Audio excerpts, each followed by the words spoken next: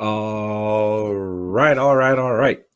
What is up, YouTube? What is going on, fellow fantasy people? And of course, what is up? The catch fam. You guys already know what time it is, man. Little week 18 fantasy Q&A, week 18 NFL discussion, and we have got a special episode for you guys tonight. The 2021 Fantasy Football Season Awards. Excited to be here. We got Steve in the building. What's going on, man?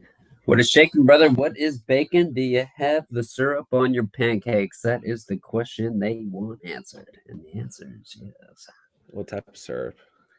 I think to go with the original maple, but I know people get a little crazy at IHOP. They start diving into the strawberry syrup, start diving into the pecan syrup is always a Butter delight as well. pecan, bro. Yeah, but I tell you what, man, you get yourself a plate full of chocolate pancakes and you just start lathering that syrup on. Whew, baby, let's get it rolling. Chocolate? Chocolate chip? Oh yeah, baby. Spencer coming in here hot. Jerry, what's up, boys? How y'all doing? What is going on, Jerry? What is up, Steven? The last 2 nights, Spencer has not been What's he gets on him? I'm talking about something weird with food. too thrilled. But hey, good to see you guys. Hit that like button on the way in. Hit that sub button if you're new to the channel. We're gonna have a little bit of fun tonight. Be pretty interactive, so make sure you guys are up in the live chat tonight. Make sure you guys hit that like button, all that good stuff. You guys know what to do. Obviously, with the fantasy season concluding for majority of fantasy owners this past weekend, we're gonna go ahead and hop into our 2021 fantasy football season awards. We're gonna give it another 10-15 minutes or so, try and let some of you guys hop in here. But it's gonna be a fun interactive stream, so excited to hang out with you guys. Spencer says fantasy awards. Yeah, so a little sneak peek. We'll be going over pretty most improved player, biggest bust, best quarterback, running back, wide receiver, tight end, defense kicker, rookie of the year, 1 year wonder, biggest headache, fantasy savior, and fantasy MVP for the season. Gonna be fun, guys. Yeah. Vikes highlights got a new combination lock and it's pissing me off. Yeah, those are never fun, man. Those are not fun. Not at all. Combination locks are scary, man. Very nerve-wracking. Aren't combination locks the things that you had back in like middle school and high school where you had to get into your locker? Yeah, those things I can never figure them out. And everybody was just like, dude, it's like 3 numbers. Just remember it. And I was like, you know what, brother? Just leave me be. Like, I'm not good with locks. I'm not good with combos. Too much going on. I have some stories about combination locks that are not fun. Really? Kind of a weird thing to have a bunch of stories about. In the academy, we had those. So. Oh, okay. Yeah. But yeah. So we, got some good discussion last night. It's kind of it's that time of year, man. I mean, we got a few teams fighting to get into the playoffs. We got some weird scenarios shaking out, but it doesn't feel as entirely dramatic as it usually does. There's usually a couple more teams in there. I think it's gonna be a great postseason, man. I do too. I think it's gonna be a good one because for the first time in what seems like forever, there's no real clear favorite, and anybody for the first time ever. Yeah, and for the first time ever, anybody can win it. And I was taking a look at some receivers today, and the first team that really came to mind was just the Bucks and what their situation is right now. And it's just like I was very convicted in Tampa Bay this season, really all the way up and through. You liked them a lot, yeah. Yeah, up until Chris Godwin's injury, I had a lot of faith in these guys. Now, I mean, I really don't know how long they're going to last, right? Cardinals, a lot of question marks in the NFC, just in general. Yeah. I think the AFC has some really good teams, but all of them can make it all the way. You and I were talking on the phone before jumping on. Well, yeah, I was doing a ginger jog.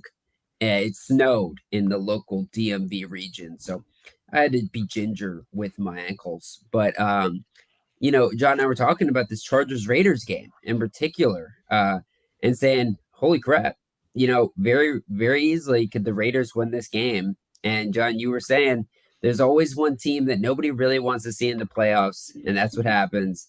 I think this year it could be the Raiders, bro. I think Sure. Derek Carr might beat this Chargers team, which is just, they are one of the more inconsistent squads in general in this entire season. Yep. Well, the first couple of weeks of the season, this Raiders team was a team that everyone was like, yeah, I kind of like this team. This team Yeah. get it going. I mean, they looked good. Week 1 they played the Ravens, right? Yeah. They won at home. That was a crazy game too, because Yeah. I remember coming up into that game, and even in our preseason breakdown of the season schedule and everything, we were like, dude, that game Lamar is just going to go off and the Ravens are going to blow them out. And what happened, man? It turned into the Raiders pulling up the upset, man. Whoa, wait. Okay, I'm reading the story now. There's rumors going around that the Chargers and Raiders, so if they tie. Yeah, this is a funny story. I heard about this shit too. So wait, does that mean they would both make it and the Colts would get in? I mean, the Colts would be out. Colts would drop, and both the Chargers and the Raiders would make it in. Yeah, pretty crazy, right? Pretty crazy. Dude, that would be insane. Yeah, that's just some real shit. Okay, I don't think that'll happen, but that would be. But think about it this way, like very easily, the Colts, I think they're gonna win it, but the Chargers and the Raiders here, are you convicted that these guys can win a game outside of their first matchup? Nah. Like, I'm not. Well, I mean the Chargers, I mean they beat the Chiefs this year. They did, and that's right now who they'd be playing. But right now the Chiefs, they look so much better. They do. Yeah, they do. I mean, they don't look like the Chiefs team that, played the Chargers at the beginning of the season. So no. No, I would say whoever comes out of that game does not make it too far in the playoffs. No. Yeah. I mean, I just think the Chargers defense far too bad. I mean, we've talked about this a couple of times, but no. Answer's no.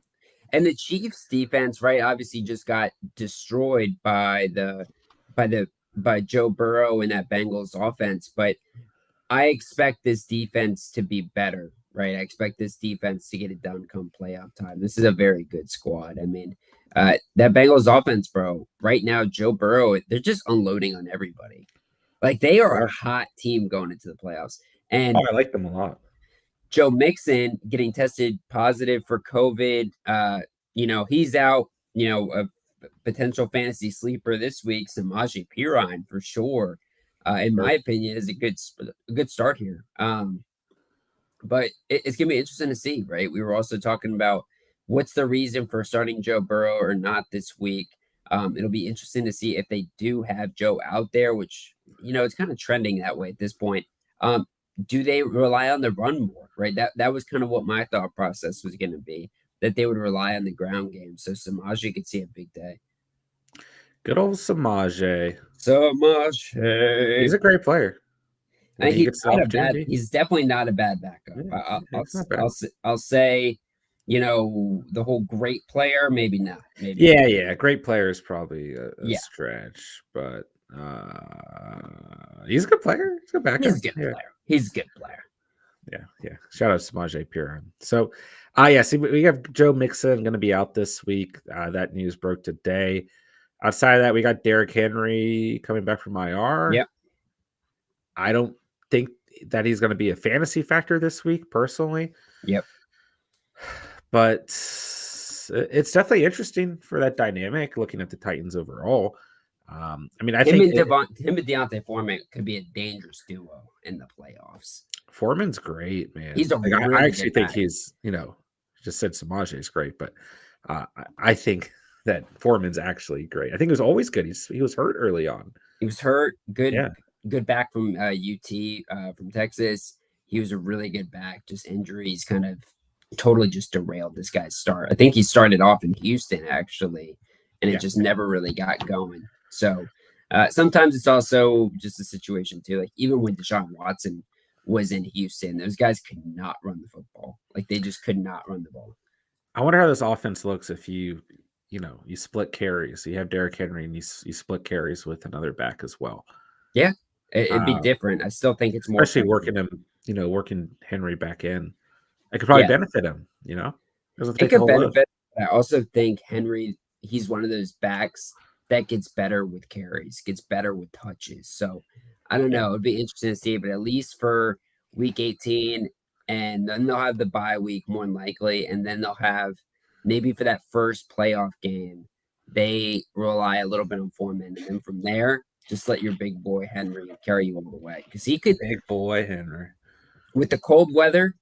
Dude, this is a Tennessee Titans Super Bowl potential. This is definitely a possibility for the Titans to win the Super Bowl this year. I feel like it's kind of up in arms right now. Yeah. Overall, I like the Packers though. Yeah, so do I. I But like the Chiefs. All right. we'll see what happens, man. We'll see what happens. You know that I'm so toe excited. I'm excited for the postseason, man. in. I really am.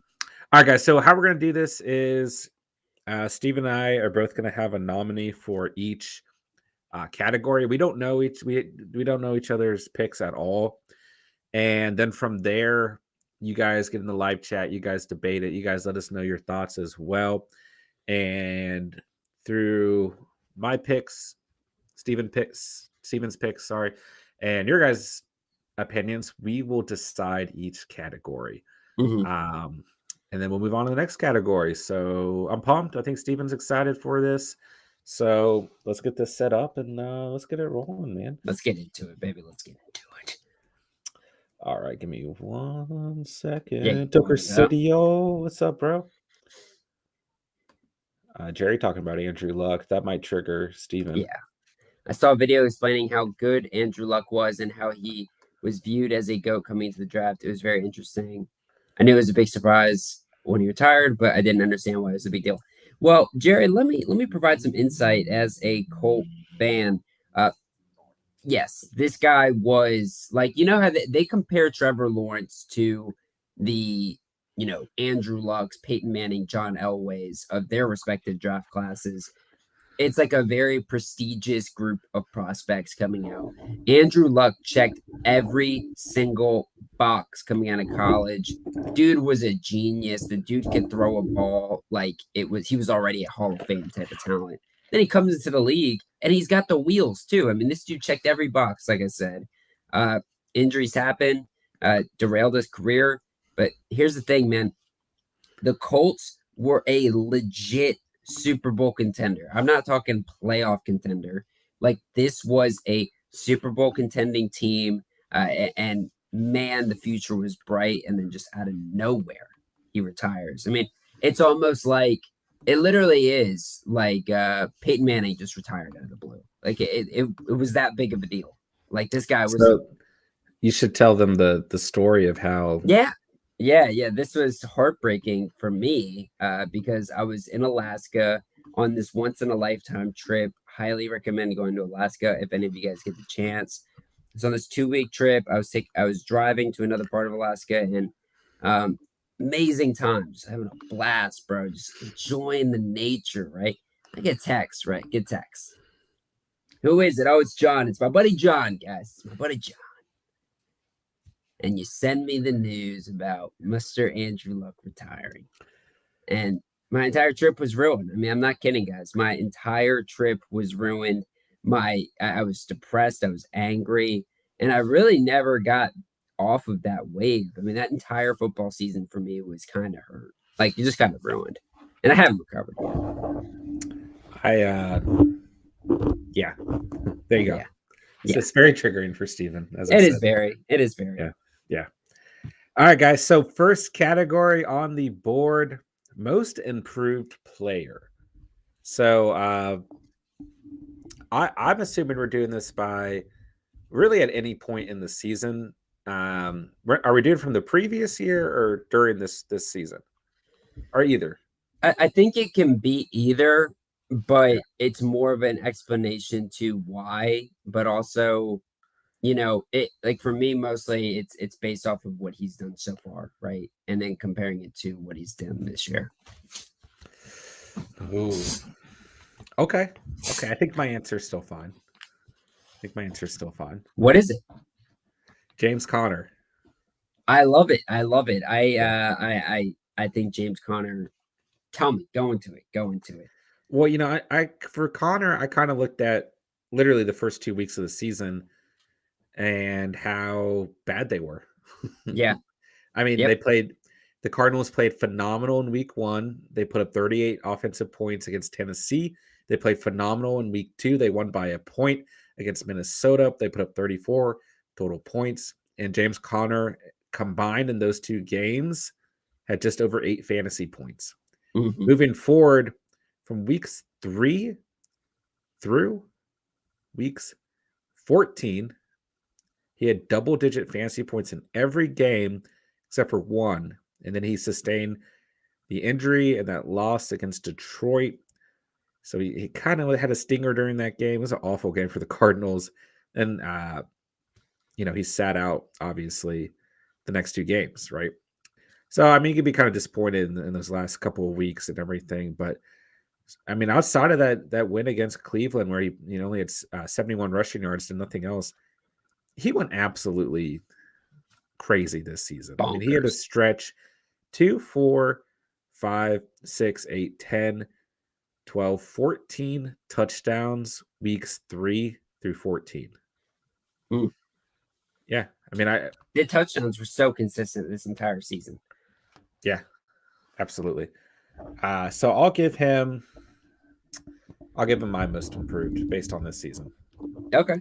Yeah. My most improved, a guy that probably could have fit a couple awards for me, to be honest. Deebo Samuel. Not sure if you were expecting this one here, but I think Deebo Samuel really embodies this pick here for sure. This is a dude who, for a couple different years, obviously injuries were a concern with him, but also he was never really taking that next step to be the guy that a lot of fantasy owners and drafters thought he was always going to be, right? Um, this guy became so good this season that you could easily put him in at fantasy MVP, right? Sure. Because especially of where you drafted him. I was just amazed with this guy. I mean, in the beginning of the season, we instantly saw this dude's type of impact against Detroit, where he had 27 points, and there was a lot of question marks at the time, right? Because there was guys like Ayuk that had a lot of draft hype, and then Deebo didn't, right? Deebo fell super far, but then you look at the numbers all season long. This was a guy that continually got better and was continually used in Kyle Shanahan's offense, different schemes, different approaches. And when you look at him next year as a guy to continue to build off of the improvements he had this season, I got to be high on this guy, right? Right now, obviously, he's a top 5 receiver in a half PPR setting. He's number 3. But when I look at this dude, he is the only receiving option on this 49ers offense that I have true conviction and true confidence in. And also, I just know this is an absolute playmaker, dude. Just like he could play running back if he really needed to. Yeah. Yeah. He had a phenomenal year. He's still having a phenomenal year. And everyone in the preseason thought it would be Brandon Ayuk. I mean, Yeah. Ayuk was the That was my guy. yeah. I'm not even trying to call you out, but Yeah. that was just a player that everyone expected to have an explosive year, and no one thought about Deebo. I mean, if you drafted him, you drafted him super late. And really, I mean, most people come out the waiver wire, of course, but really, if you look at his previous campaign, I think it makes a lot of sense for him to be a most improved player. Yeah. Yeah. And, go ahead. Go ahead. No, go ahead. Go ahead. Let's see. So Spencer saying most improved Cooper Kupp. Yeah, easy fit there too. Chosen roast is Geno Smith. Let's see here. Real quick, who to start a quarterback with Burrow? Possibly Hurts. Options are Carr, Jimmy G, Tannehill, or Wentz. Who do you think has the best upside? Well, Well, if Hurts plays, you're in good shape there. I would go Carr, Yeah. and I would go Carr. I think it's gonna be the most upside in terms of that's a must-win game for both teams involved, right? Yeah. Yeah. But, I mean, obviously, if Hurts rolls, you got to go with him. Vikes highlights also says Cooper Cup. Yeah. Chosen Rose, who do you think are the top 3 picks for next year? Tucker City says JT, Henry, Cup, in my opinion. Jerry says Cup, Henry, and Geno. Oh, okay, that's where the Geno Smith thing stemmed from. There you are, Jerry. Personally, I go. We've talked about this a little bit. We're going to put some content together in terms of ratings, early ratings for next year. But I think you go JT, Henry, Eckler, or Mixon, Najee Harris. I think those are my top 5 overall. Yeah, for me, it's probably a combination of JT, Eckler, Henry, and I do think we're gonna have some people jump the gun and go after a guy like Cooper Cup in the top 5 for sure. Sure. Yeah. Would you draft any Steelers players next year? Big Ben retires. I definitely draft Najee Harris for sure. I would draft Najee. We'll probably talk about him in these awards here, but I think you got to temper expectations. But I don't want to jump on any segment with him up forward. Smoking the cat question. When you guys do any mock drafts, any we can join? Yes and yes. Do you know any places we can get on for fun? Yes, us.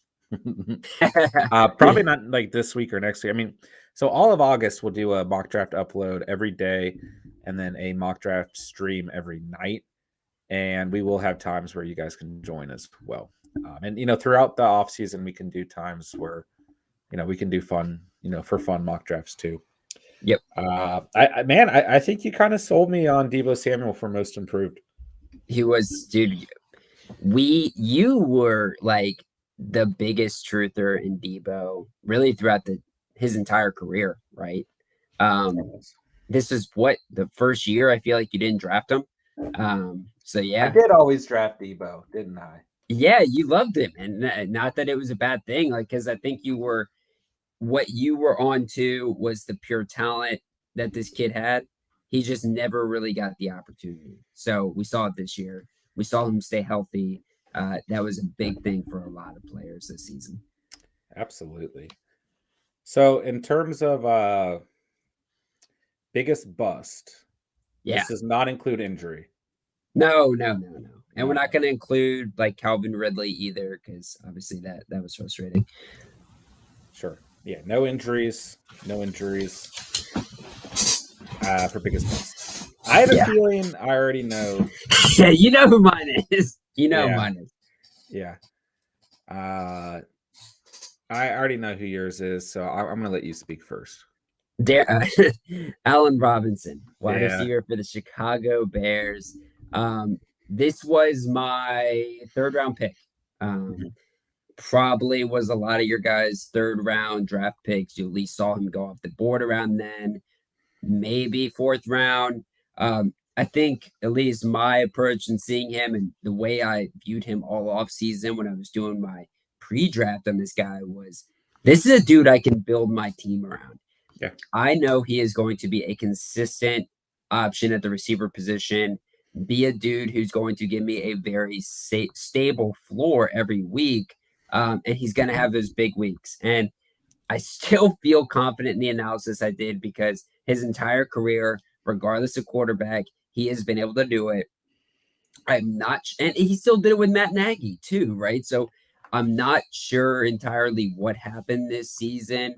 I think as the offseason kind of comes in, I'll probably have more time to digest what maybe have happened. But I also think there was an element of like, he did not want to be there anymore. I mean, he was signing the tag. I mean, he was trying to get out of Chicago a long time ago. And I don't think he wanted to get himself hurt before he could go get out of that situation. So, Allen Robinson, my biggest bust for sure. There's no questions about it. I hated him. And you drafted him high. You drafted him high. Yeah. This is the first player that came to mind for me as well. Week 2 against Cincinnati, he scored a touchdown, had 24 receiving yards. That was his only double-digit scoring performance in full PPR on the season, and half PPR he did not have a single double-digit fantasy performance this season. Awful. Yeah, and half PPR, he only went above 8 points twice this season. Yeah. He did catch 4 passes last week. Yeah, I mean, but dude, that's like the fact that for Allen Robinson is like not even joking. Like that's a good thing for Allen Robinson this season. It's just it's ridiculous. He's I mean, this all depends on scoring format, but by the rankings I'm looking at, he's wide receiver 85 on the year. Yeah. He does get Minnesota this week. It's not a bad matchup. Well, yeah, and I think the next part of this is when we're looking at next year for a guy like Allen Robinson, going to depend a lot about his situation, obviously. But this is a dude that I'm going to take another shot on again next year, despite all my frustration with him, because I think he's going to fall very far, very far. Sure. Typically, in most leagues, people are not looking back 2 years in their draft analysis. They're going to look at ADP, and they're also going to look at what they did the year before. And they're going to see this guy who just sucked beyond belief. I think his ADP is going to reflect that too. He's not going to be a part of a great offense if he does, for some reason, stay with the Bears. So this is a dude that I would take a shot on if he does get a serious discount. Okay, I got another player drafted right around the same time you would have got a guy like Allen Robinson. You know who it is? Was it Darren Waller? No, because he got hurt. Okay. Kenny Golladay. Oh my gosh. How did I not think of this, dude? Yeah. Dude, he's the biggest bust to the city of New York, man. Holy shit. So he actually ranks a little bit higher than Allen Robinson. He's a wide receiver 80 on the year. He had a big performance against New Orleans in week 4, 116 receiving yards, no scores on the day. Outside of that, not a single double-digit fantasy performance outside of that. No touchdowns on the season.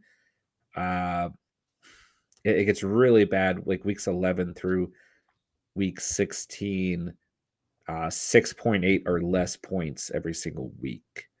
And don't get me wrong, I mean, we said no injuries, and Golladay had some injuries too. Sorry, maybe this is unfair, but there was also a lot of him just staying off the field too. Yeah, I feel like it's just a little bit different because when you look at the numbers stacked up, they're not good when he was playing, right? A lot of the guys, we're talking about like, Derrick Henry can't be the biggest bust because he was absolutely balling out for you when he was on the field, right? Yeah. But Golladay, I feel like should be in the conversation. But I mean, I think it's fair to bring him up, but I absolutely agree that it's Allen Robinson all the way for biggest bust. Yeah.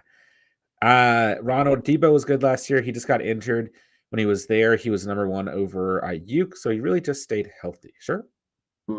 Allen, spoke of the cat bust is Allen Robinson. Glad I traded for Deontay before week 1. Bro, if you traded Robinson, what a great trade. Yeah, that's a phenomenal trade. Spencer says Allen Robinson, no shot. Vikes highlight Russ was honestly a bust before he got injured. That's a great point. Yeah. I think Russ being in the conversation is fair. Yeah. Yeah. I mean, I'm sure that there are a couple quarterbacks who deserve to kind of be in the conversation. Without injury. Trevor Lawrence just maybe not even fantasy related.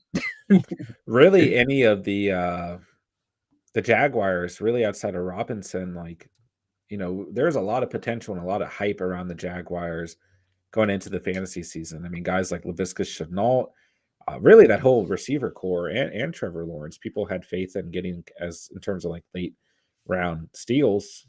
But I think Russell Wilson's definitely a fair name to throw in there as well. Yeah. Let's see. Allen Robinson's going to be a steal next year if he goes to a different team. Yeah, look at that, Steve.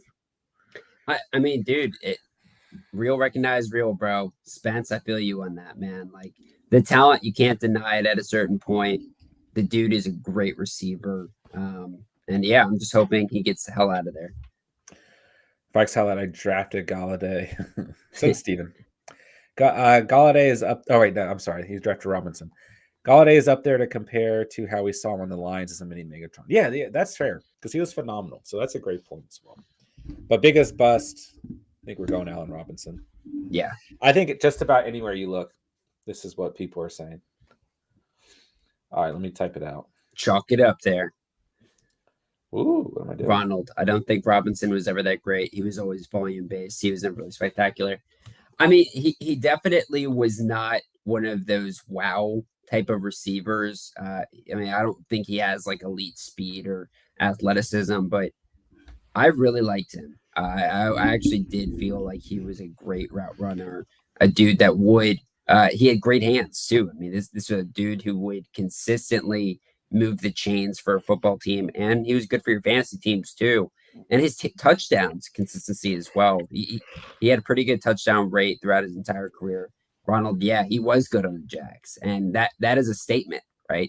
I forget who was the other receiver with him in Jacksonville. I know Marquise Lee was there with him. It's Allen Hurns. Yes, Allen Hurns. Yeah. They had a nice little squad down there at the receiver position. Died out shortly after that, though. I mean, at least Robinson was consistent from a fantasy perspective. Yeah. No. All right, best quarterback. This is a good one. It's gonna get dicey, I think. I know Ronald's gonna jump through our screens if we don't put Josh Allen here. Well, yeah, that's the thing, right? So we're gonna try. We tried not to just put the number one ranking player at these positions because what the hell is the fun in that? But if we feel it's appropriate, we're not opposed to that. And honestly, I was looking at it, trying to cut it different ways. It's Josh Allen for me as well. I don't know if you feel the same way. I got a question for you. Okay. At the quarterback position this year so far, who leads the league in rushing? Jalen Hurts? Nope. Close. No, it is Jalen Hurts. I'm sorry. Yeah, it had to have been. Yeah, had to have been. I mean, is Josh Allen up there too? Is that what you're trying to get at? No, he's number 3. Okay. Hold on. So my point. Okay. I don't know. Who is the other one then? Lamar Jackson. Okay. I read it wrong. I thought for a second he was still leading it, but it's just because I'm not used to the screen. But he is second, 767. Hurts is number 1, 784. Allen's number 3 with 700 on the dot. Yeah. Which is pretty impressive, really. Because, you look at Jalen Hurts. He's had 3,100 passing yards, 16 passing touchdowns, 784 rushing yards, and 10 rushing touchdowns. You look at Josh Allen. He's got 4,100 passing yards, 34 passing touchdowns, 700 rushing yards, and still 6 rushing touchdowns. So beast, dude. Just a badass. Wait, Aaron Rodgers has 1 reception for -4 yards this year? I had no idea about that. Where do you even get that stat? It's just on the freaking stats that I'm looking at. I think easily it's got to be Josh Allen because he balances the pass game and the run game far more than any of these other players, right? Yeah. You've got other players who are doing better in the passing game, like Tom Brady, like Patty Mahomes, in terms of accuracy, Aaron Rodgers. You've got other players like Jalen Hurts, Lamar Jackson throughout the season who have ran the football better. Kyler Murray, if he was healthy, potentially being up there as well. He still has 5 rushing touchdowns. Absolutely not, actually. I would not include him as one of the better quarterbacks this year. I was talking about rushing on the season. Okay. Yeah. Sorry, I'm mad at him. Sorry. Looking at stats, and I have them in front of me. Your stat. I want to ask you guys a question. At the quarterback position this year, who do you think has the most rushing yards? Carson Wentz, Kirk Cousins, Joe Burrow? Or Russell Wilson? Carson Wentz. Yeah, Carson Wentz. Yeah, Carson Wentz. He's got wheels, man. He's got wheels. 198 rushing yards. Yeah. He's got wheels. More than Dak Prescott as well. Yeah. Dak, yeah, I mean, I guess it doesn't surprise me coming off the injury. He's slowed his wheel down a little bit. But Trevor Lawrence, 317 rushing oh yards. yeah, he's got some speed to him. He just didn't use it really too effectively. I look to them to unlock that next season in their offensive schemes. Yeah. Truman says for me, it's A-Rod. A-Rod was a consistent 20 to 30 Yeah, he fantasy was. points. Yeah, he's had a phenomenal season. And a little bit, more of a downward at the beginning of the season, much better toward, mid late part of the season in terms of fantasy. So hot at the end though. So hot Yeah. at the end. Yeah. And I mean, really, when you look at his numbers, compare them to a guy like Tom Brady. Brady has much better numbers from a fantasy standpoint, but then when you look at the interceptions for all these guys, Josh Allen, Justin Herbert, Tom Brady, Patty Mahomes, Joe Burrow, Matthew Stafford, Dak Prescott, Kyler Murray, all 10 or more interceptions on the season. Yeah. Aaron Rodgers doesn't even have 5. He's got 4. Mm. 4 interceptions. And that's why he's got to be the leader for MVP, because his ability to not make mistakes on a consistent basis is phenomenal. It's what makes him one of the best quarterbacks. That's what separates him from the others throughout this time, is he just does not turn the ball over. Absolutely. Yeah. But I think from a fantasy perspective, we're in agreement that it's Josh Allen.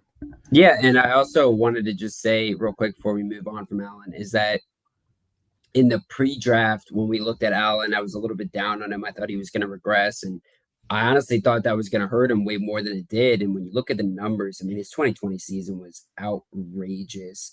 8 rushing touchdowns, 400 rushing yards. But then in the passing, I mean, his quarterback rating was 107, dude. And he had 4,500 passing yards, 30 passing touchdowns.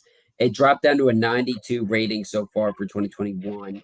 And he was able to muster 34 passing touchdowns so far. But a little bit down for sure on the stats column, but at the end of the day, he's still the number 1 quarterback. And that's what's so amazing to me, because I think we're going to see very similar output from Josh Allen next year too. You were hating on Allen, bro. You got in my head. You convinced me I should draft Lamar Jackson, not Josh Allen. No, I didn't. I never, ever gave you an inclination to go after Lamar. You're the reason I lost my fantasy season. Oh my gosh, get out of here. Yeah. Next year, I'm not listening to you at all. Get out of here. Ron the Goat, what's up, bro? Fantasy MVP, Amon-Ra St. Brown, or would he qualify as a savior? Yeah, he's definitely going to be in that savior category. Savior is more like who saved your fantasy season. And for a lot of you guys, that's going to be somewhere between weeks 15, 16, 17, right? Yeah. So Amon-Ra St. Brown will definitely be in that category for sure. All right, best running back. Running backs were interesting this year, man. Was it Gus Edwards, John? Christian McCaffrey? Who was it? Who else? David Montgomery? James Robinson? James Robinson. Who was it? What is this? Where is this stemming from, man? This is just shade. Mean. The shade. This is just mean. Was it Saquon Barkley? Okay, chill out. Yeah. Jeez, I just said Wani, son. So obviously, like, it's here's the difference, in my opinion, and you can argue this, Stephen, between best at a position and fantasy MVP. Part of being the fantasy MVP is you have to be drafted in a later round, right? Yeah. So I don't think, like, you can certainly say Jonathan Taylor is the best running back of the year. He is, statistically. There's no question about it. And that he is the fantasy MVP because he's been the best fantasy player regardless of position. If I'm not mistaken, hold on, I can check that very quickly. Okay. He's, in terms of scoring, oh, wow. He's number 5, Kupp's ahead of him. So yeah, I thought Kupp might have taken over. I mean, you go Allen, Herbert, Brady, Kupp, JT. But regardless, right? It'd be very, very easy to say Jonathan Taylor. And obviously, I think we have to say it's Jonathan Taylor. But the point I was getting at is I think Kupp might be your fantasy MVP, but I think that Jonathan Taylor could very well be your fantasy MVP as well, just because he's been so incredibly good. And listen, there's going to be numerous players who qualify for each of these categories and, deserve more than one player can deserve several of these categories. But for the sake of argument, let's look at some players that aren't JT, right? Yeah, because my answer isn't JT actually. Woo, okay. My answer is Austin Eckler. I knew you were gonna say that, dude. I knew you were Yeah, gonna say my that. answer is Austin Eckler, and it's because you potentially got this dude in the second round or the last pick of the first round in some of your drafts, right? And just thinking about where you got him as opposed to where you got JT, it's a little bit marginal, but it is later. And I thought Austin Eckler was extremely consistent all season long. And if you're in any sort of PPR league as well, the value he gave you was so consistent, so great for you from the very beginning, right? And I guess it doesn't matter, right? Sometimes when you're looking at it, because the real time you want these backs is the end of the season. But what do we say every year with JT? Takes him a little bit to get started, right? JT again had that kind of year this year where, it's not like he was god awful, right? But he did start off slow again, had 14, 5, and 7. Then he really started to hit his stride and was the best running back at that point afterwards. But Austin Eckler from the first game was a dude that you could count on, and that went all the way through the rest of the season. He even missed a game with injury, and I was just so happy and so proud of this dude for staying healthy, bro. Because this is a dude who next year I would not mind taking a shot on him. Like he would be my first pick next year as well. Because if you're taking away injury, this guy's a stud, rock solid. I would only take JT above him, I guess, right? But I think he's deserving of the RB award as well. You really like that guy, don't you? I do. I loved him because, dude, whatever I was in a bad cram, I was like, I know Austin Eckler is going to get me some points. Like, I just know he's going to. That's fair. Should we talk about Derrick Henry while we're here? How the hell are we talk about Derrick Henry right now? He doesn't deserve to be talked about best running back. If he didn't get injured, he probably would be. That's not the point of the award. 44, 17, 24, 31, 34, 15. Then I mean, yeah. Game. Oh, he 100% would have been. I think he would have been fantasy MVP again. Sure. I mean, I have to bring up Derrick Henry. He's my favorite player. He's right. He's a cool guy.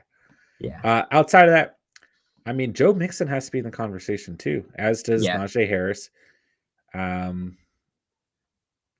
I think those are probably top guys.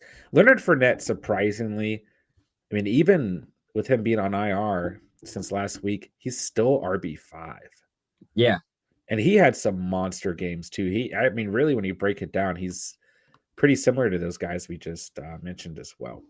Leonard Fournette was when you brought up most improved and you put in James Conner, it instantly brought me to the best running back award. And I was trying not to drift down too far in the rankings, but Leonard Fournette is the guy that really bounces off the page for me because both Conner and Fournette were dudes you got super late, and I thought were just absolute studs at the position. I mean, you name Conner number 7 right now, but he's been out for a couple weeks with injury. Yeah. But Fournette, since day one, really got it done with this Bruce Arians offense. So I feel like we're at a standstill here. I feel like I want to put Jonathan Taylor down. You want me to put Austin Eckler down? Yeah. Chat. Yeah. Let us know, chat. Let us know. Jonathan Taylor or Austin Eckler for best running back. You guys have 1 minute to answer. JT. Okay. It's JT, man. I was just stating my case for Austin Eckler. Truman decided it's JT. Yeah. Mecca to go. Hey, what's up, Mecca to go? What's up, Mecky? All right, yeah, plug it in, John. It's JT. I like how we got a spam in there too. Yeah. Who's the best running back? Spam. Yeah. All right. Let me get this officially submitted to the first ever The Catch Fam 2021 Fantasy Football Awards. I guess it's only 2021. The first ever Fantasy Football Awards here at the Catch. Appreciate you guys helping us out there. Best receiver. This is a fun one too. I mean, for me, it is just cut and dry. It's the easiest answer in the world. It's Cooper Kupp, 100%. Yeah, I don't know how much time we need to really spend on it, to be real. Well, we we can look around here. We got some time. Who else can we debate here? I mean, obviously, Adams, Samuel, Chase, Jefferson. Those are your next top guys. Cooper Kupp has more points than Devontae Adams by 70 points, bro. He has more points than Jonathan Taylor. He has more points than every player in the league except 3 quarterbacks. Insane. Insane. Insane. Tyreek Hill, Stephon Diggs, Deontay Johnson, Mike Evans, DK Metcalf, your next top 5. Yeah. So it ain't even close. Yeah. Cooper Kupp had 113.6 more points than Tyreek Hill this year. So far. We got one more game, right? But whew. And you drafted him, what, 4th to 6th round is where you got Cooper Kupp? Yeah, and that's why I think at the end of the stream, we're going to have a debate. If I think Kupp might have to be the fantasy MVP. We'll save that, right? Yeah, I'm going to save it. We'll save it. But 1,800 receiving yards and 15 receiving touchdowns. Nuts. And 1 2-point conversion. No fumbles. 138 receptions. This is coming off of a season where everybody was starting to fade this dude. I mean, he got faded for Robert Woods this year in a lot of drafts. Yeah. I mean, what the hell? We should have known Matt Stafford. I love this guy, dude. Jared Goff loved him. Makes sense that Matt Stafford was going to love him too. I think what the confusing thing is that I don't think we knew how good he was going to be as a deep threat receiver until this season. And we would never have known that with Jared Goff because Matt Stafford is just a far superior deep threat throwing the ball. Here's a question. Since you're right, there's not a whole lot to debate here. I mean, we had other receivers who had phenomenal years, right? Yeah, Adams had a big year. I mean, really, those top 10 guys all had great years. You had a lot of consistency out of. I mean, even Keenan Allen, Chris Godwin when he was healthy, Renfro, CeeDee Lamb, Mike Williams. Mike Williams not really consistent, but he gets in that top tier based on a lot of those performances. Brandon Cooks, Jalen Waddles, T. Higgins. I could probably cut out there, but here's a question: who's next year's Cooper Kupp? Next year's Cooper Kupp, tempered Cooper Kupp, I would say. Sure, tempered. But next year, a guy who's had a good year this year, who's always been steady, but has an opportunity to break out next year at the receiver position. That is good. That's a good question. I'd say Hunter Renfro. I would not agree with that, but is that just because he's a short white guy? Like, whoa! There was no analysis there at all. No, for me, man. I mean, I think we could see. Is it crazy to say that we could see AJ Brown be that guy, or are we? If he can stay freaking healthy. Okay. Is it crazy to say we might see a dude like, I don't know, Justin Jefferson really take that next step with Adam Thielen? What does he need that much closer? He's wide receiver 5. No, but my point is like, okay, yeah, you're right. That kind of goes against the crux of your question there. Yeah. Jeez. Sorry, brother. At least you're trying to think. Sorry, brother. I mean, I just want to say, you know who was disappointing this year at the receiver position, who we both loved, like we both really liked in the preseason? Wide receiver 25. Scary Terry. Yeah. Oh, I don't know. No, I'm sorry. 4 touchdowns. Oh, no, I'm reading this wrong. I'm not used to this computer I'm using. But still, not a lot of touchdowns, right? 2, 3, 4, 5 touchdowns on the year for Scary Terry. Yeah. His only double-digit performances were seasons or weeks he actually scored. I mean, dude, listen to this, bro. Imagine coming into this year and saying Michael Pittman and Christian Kirk are going to be better receivers than Terry McLaurin. Me and you, the man crush obsession we had with Scary Terry in the offseason and this Washington football team offense. I mean, it was absurd, bro. Like, we were all over it. I still love Scary Terry. I don't think this was his fault at all. A lot of the hype I had with this guy was about Ryan Fitzpatrick, and I also just thought the Washington football team was going to be better. Dude, this is not Scary Terry's fault. Like he's a fantastic receiver. I was actually when you talked about guys that were disappointing this year that could really break into that top tier. I'm going right back to the wishing well, and I would say Terry McLaurin is another guy that is going to slip even farther than he was in this year's draft. And I think they're going to fix the quarterback situation next year. I think if it's not an actual stable quarterback free agent, they are going to draft somebody for sure. Bro, you guys hating on my boy Taylor Heineke? What is this? Yeah, I am. He's not the future. He's not. He's not the future. And Spencer made a comment in there too, and we'll get back to the comments in there in a second. But Spencer said a guy that I actually really agree with too, and that's Jalen Waddle. I love this dude. Jalen Waddle is like probably the most untapped player and rookie right now because his production was off the charts. I mean, just outstanding. Was at a certain point tracking to be the reception leader or at least be in that conversation. And that was for a while, actually. I mean, this dude was seeing heavy target volume.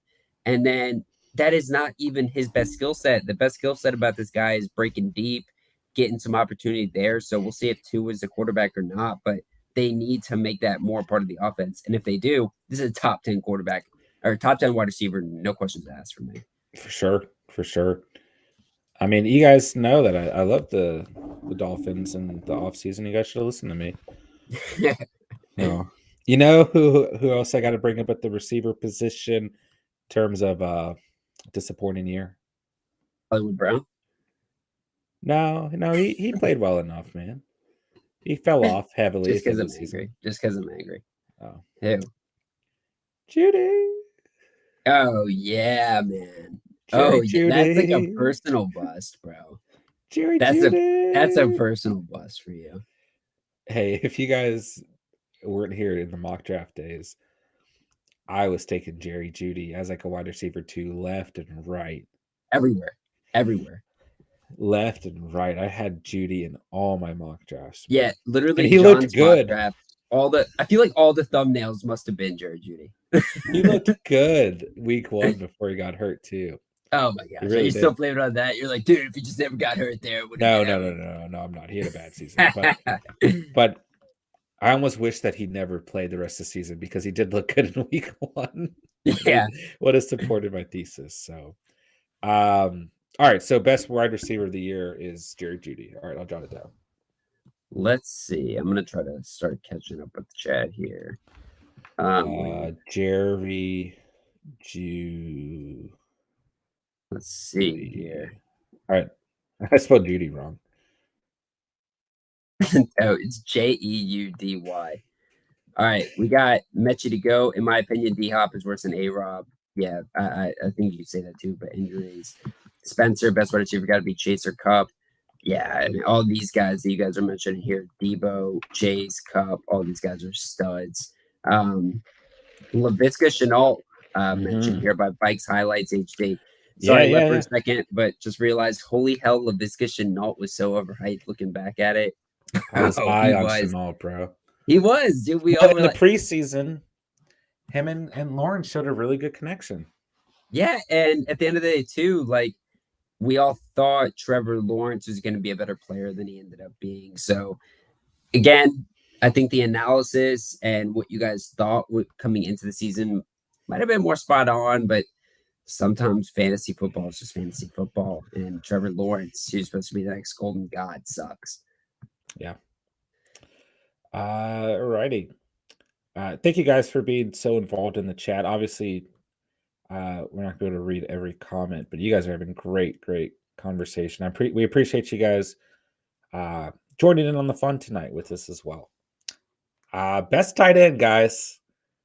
Let us know in the chat who was the best tight end on your personal squad. Who was your tight end this year? All right.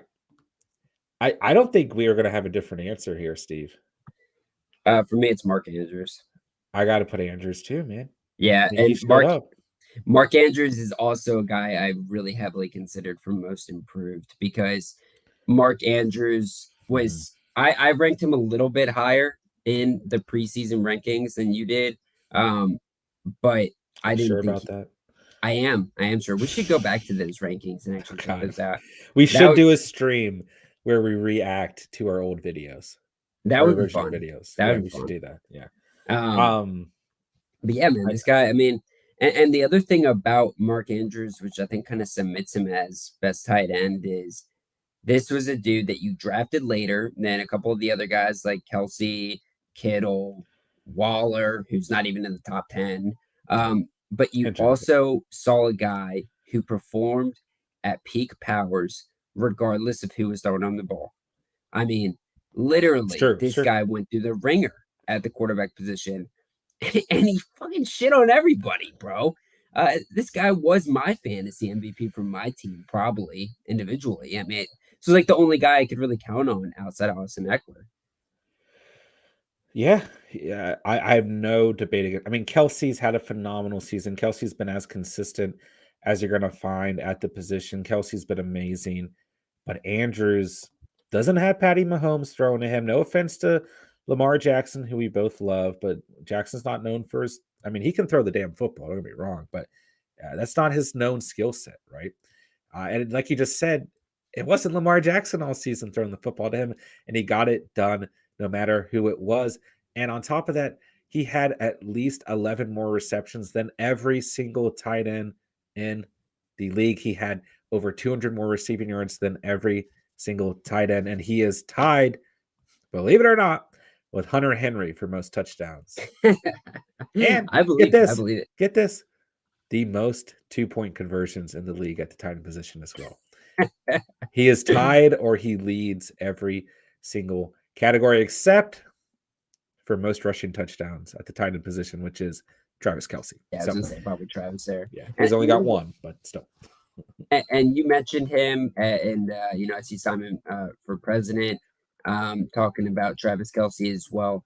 I don't think Travis Kelsey is deserving of this award because, and I know we've kind of gone back and forth on it this entire year, but you didn't draft Travis Kelsey to be the number one tight end.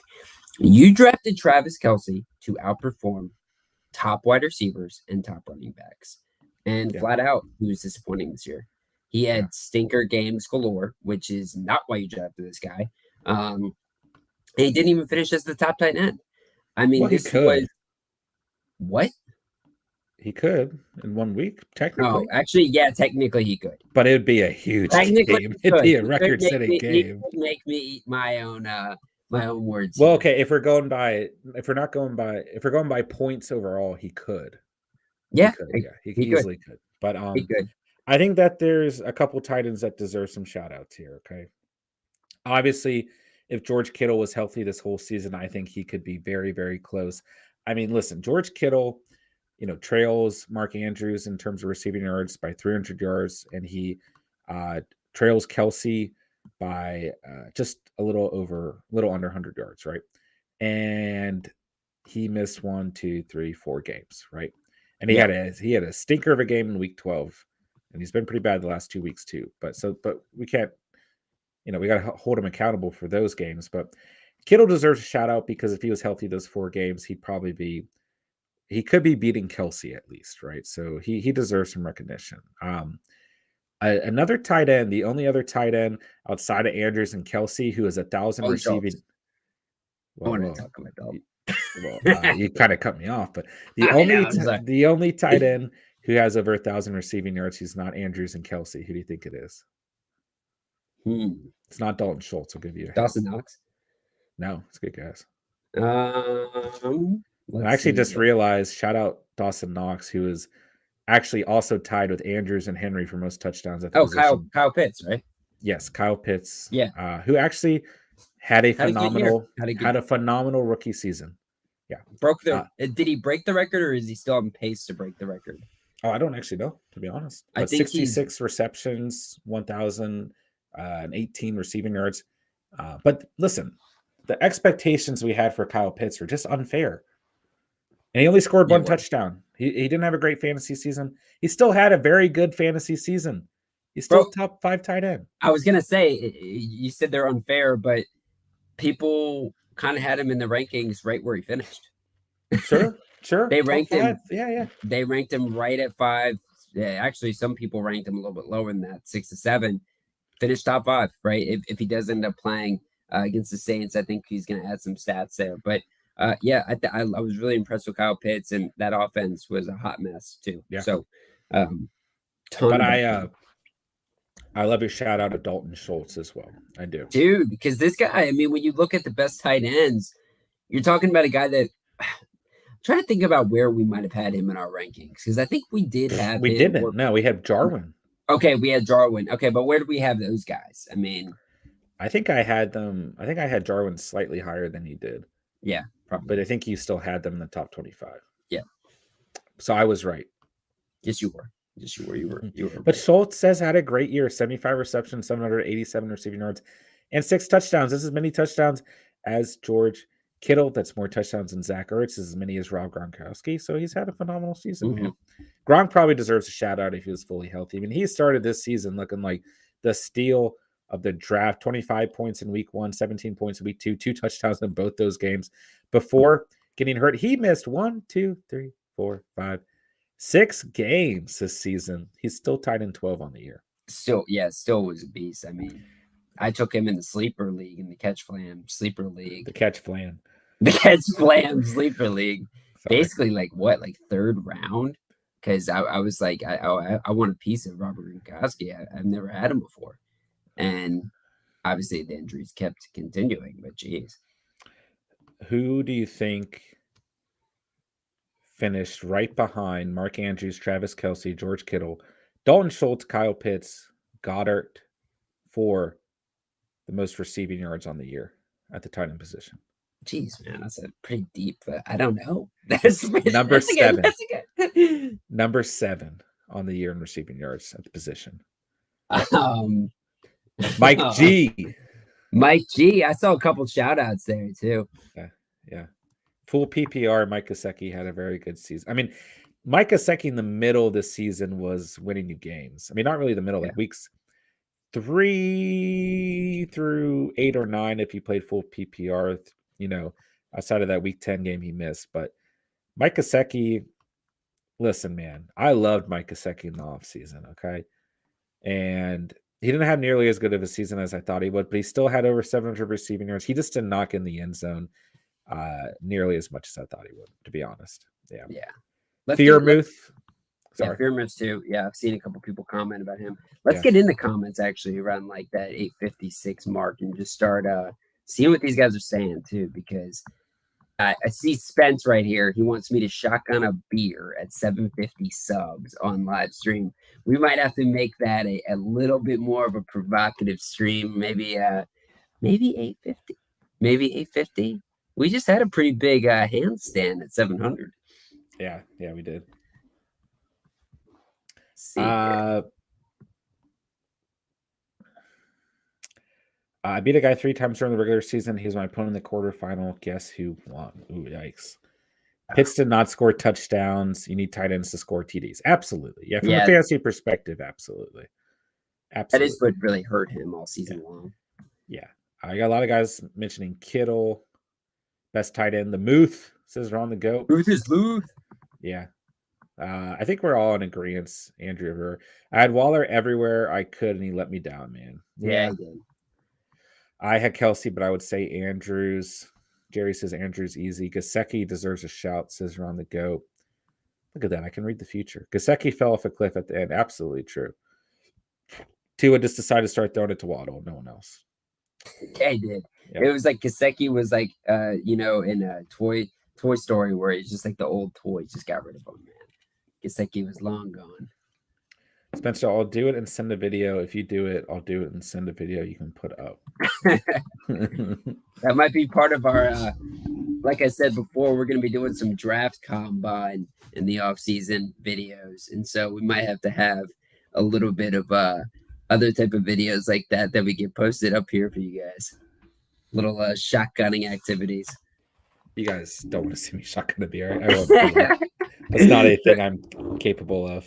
No, we would be so embarrassing trying to do it. That's not a thing I can handle. I'll eat like a really hot sauce. We'll do Bro, that. how about this, dude? Can I like eat like a bucket of cheese or something? Like, can I just like go hard on some chips and queso? I don't Live think action. I don't think anyone wants to see that. What is that called? That's a thing that people do and they eat really loud on stream. ASMR. No, it's got buckning. It's got a different name, something weird. Spencer Theft. There's such a drastic difference between shotgun and a beer. And can I go hard on some bucket of cheeses? Spencer, I thought if anything you'd want me to do that, man. You know, I know you're a cheese man. Mukbang, yeah, it is. It is. I saw some Waterloos at the market earlier, but I was working, so I couldn't buy them. Waterloos are great, man. Played Knox in my fantasy Super Bowl. He got me 0 points. Yeah, Yeah. I thought That's he'd why have. we can't include him. I thought he'd have a much better game against the Falcons. All right, let's move on from Mukbang. Best defense.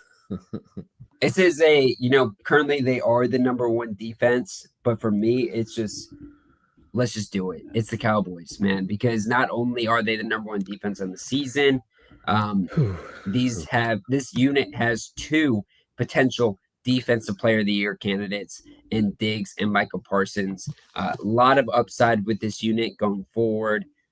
Took a huge step. I mean, shit, this could have been a most improved candidate too. I mean, looking at the difference between last year and this year.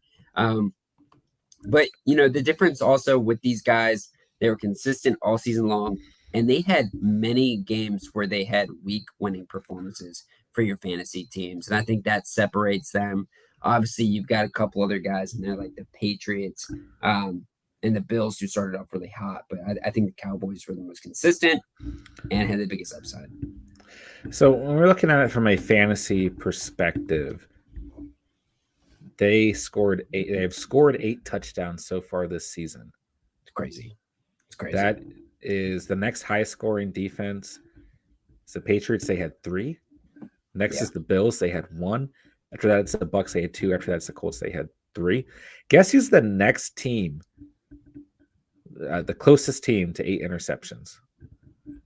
I don't think you'll guess this. No, it's not any of the top 5. I'm not sure.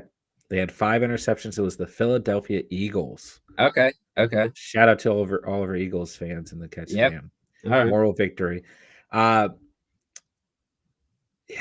it's just crazy. They had 25 interceptions so far in the season.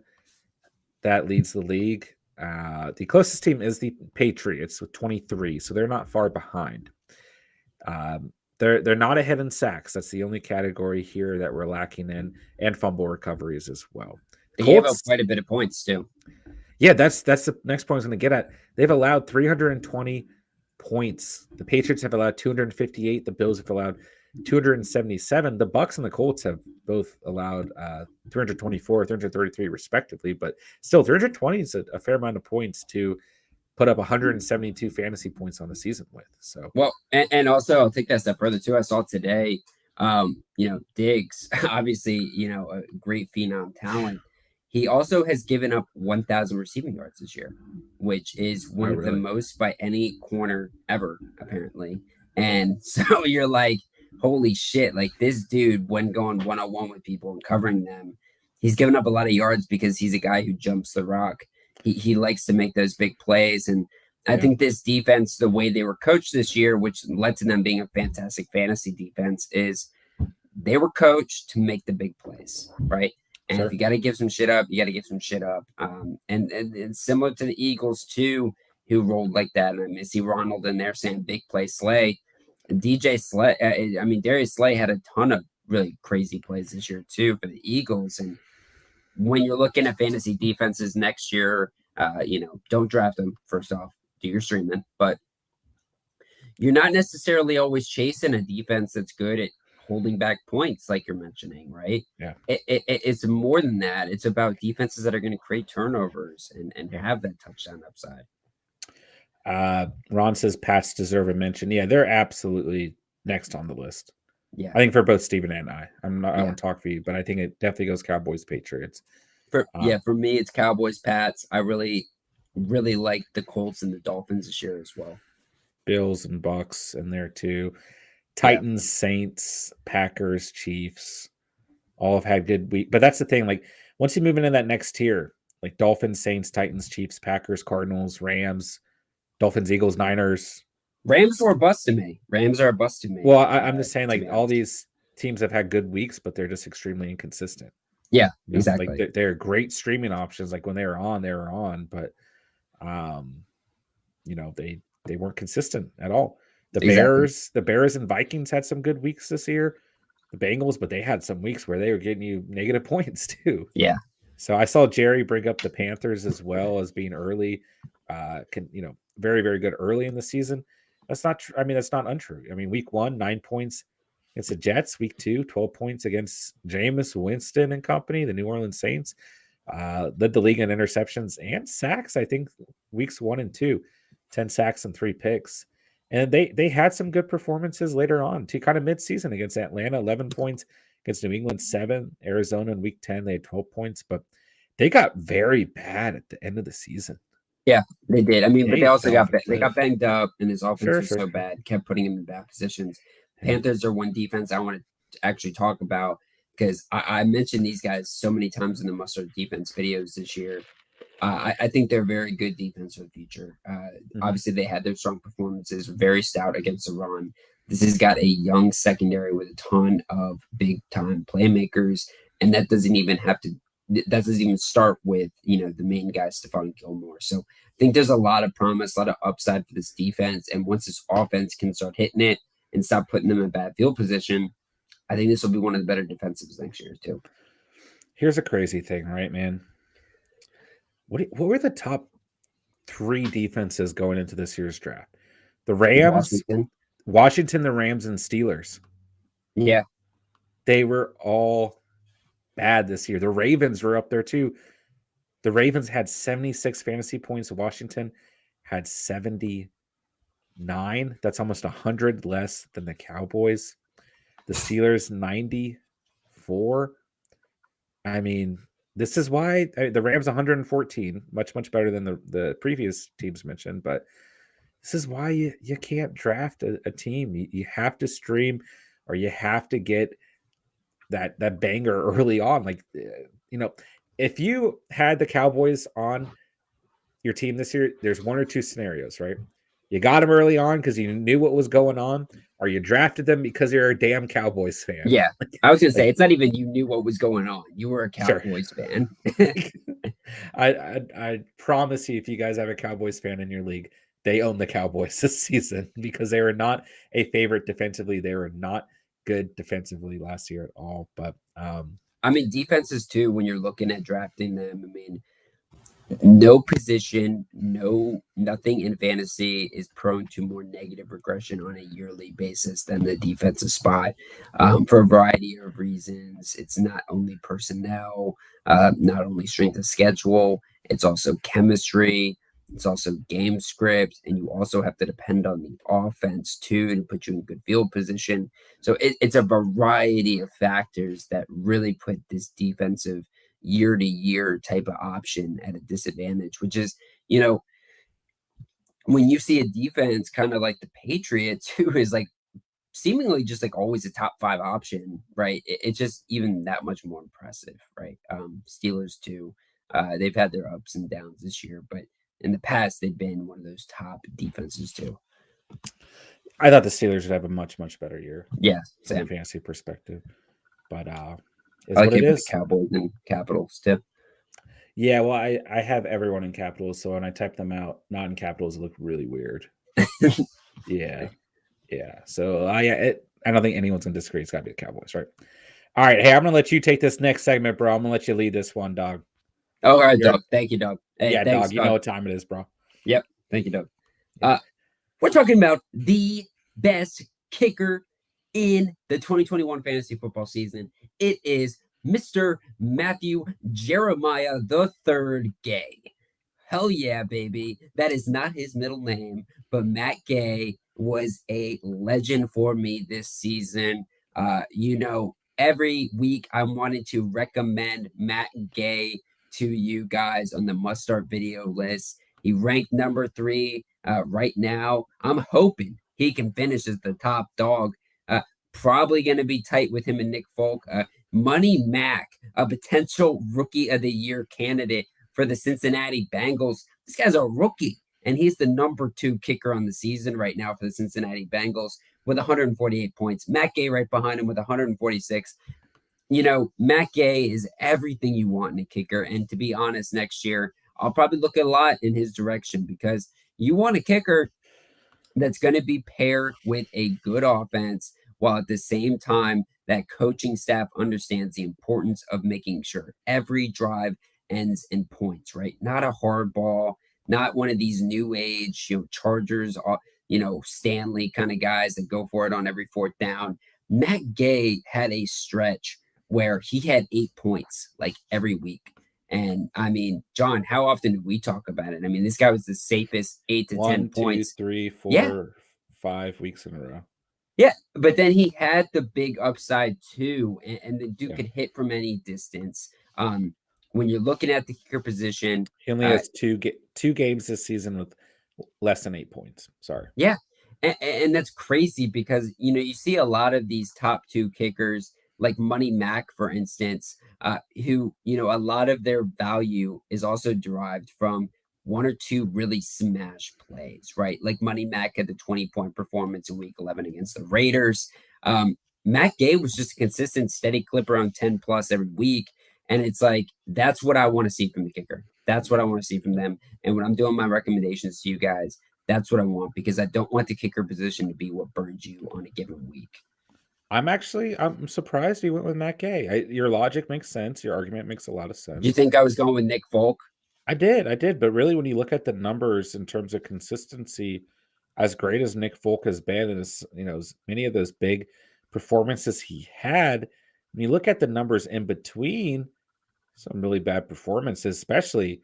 And he the killed last you in couple the weeks. championship and playoffs, dude. Not that Matt Gay didn't potentially kill you in the championship either, with 2 points against Baltimore. But on the season as a whole, I've been running through different numbers, and I think you're right about this Matt Gay thing. I mean, I think Money Mack is fair to consider as well, and of course Nick Folk is, and even, I mean, obviously Carlson, Joseph, Tucker, Boswell, and that right outside that tier as well. But it's pretty hard to argue against Matt Gay. And that's what I'm saying, man. And that's why, like, he was what made some of the must start videos. So, like, it would always be fun when I was doing the must start kicker videos. But whenever I knew I was doing Matt Gay, I got a little bit more geared up because I felt way more confident in my prediction too. Like whenever I would roll out a guy like Matt Gay, or for a long period of time, Greg the Leg Zierlein, before last week too. A lot of people just kind of screwed you in the last week, but I always love to have a guy who I just believe in. It's just like bread and butter. You can put him on your plate, and it's going to be consistent. Do you eat a lot of bread and butter? Oh, I eat a lot of bread and butter. I like this. I like this addition to the list here. Yeah. Let's see here. Let's see. I'll go through the comments while you're doing that. We got some folk love in here by Julian. I like that for sure. Smokey the Cat comes in here. Matt Gay for kicker. He always gave me 10 to 14 points consistently, except last week. LOL.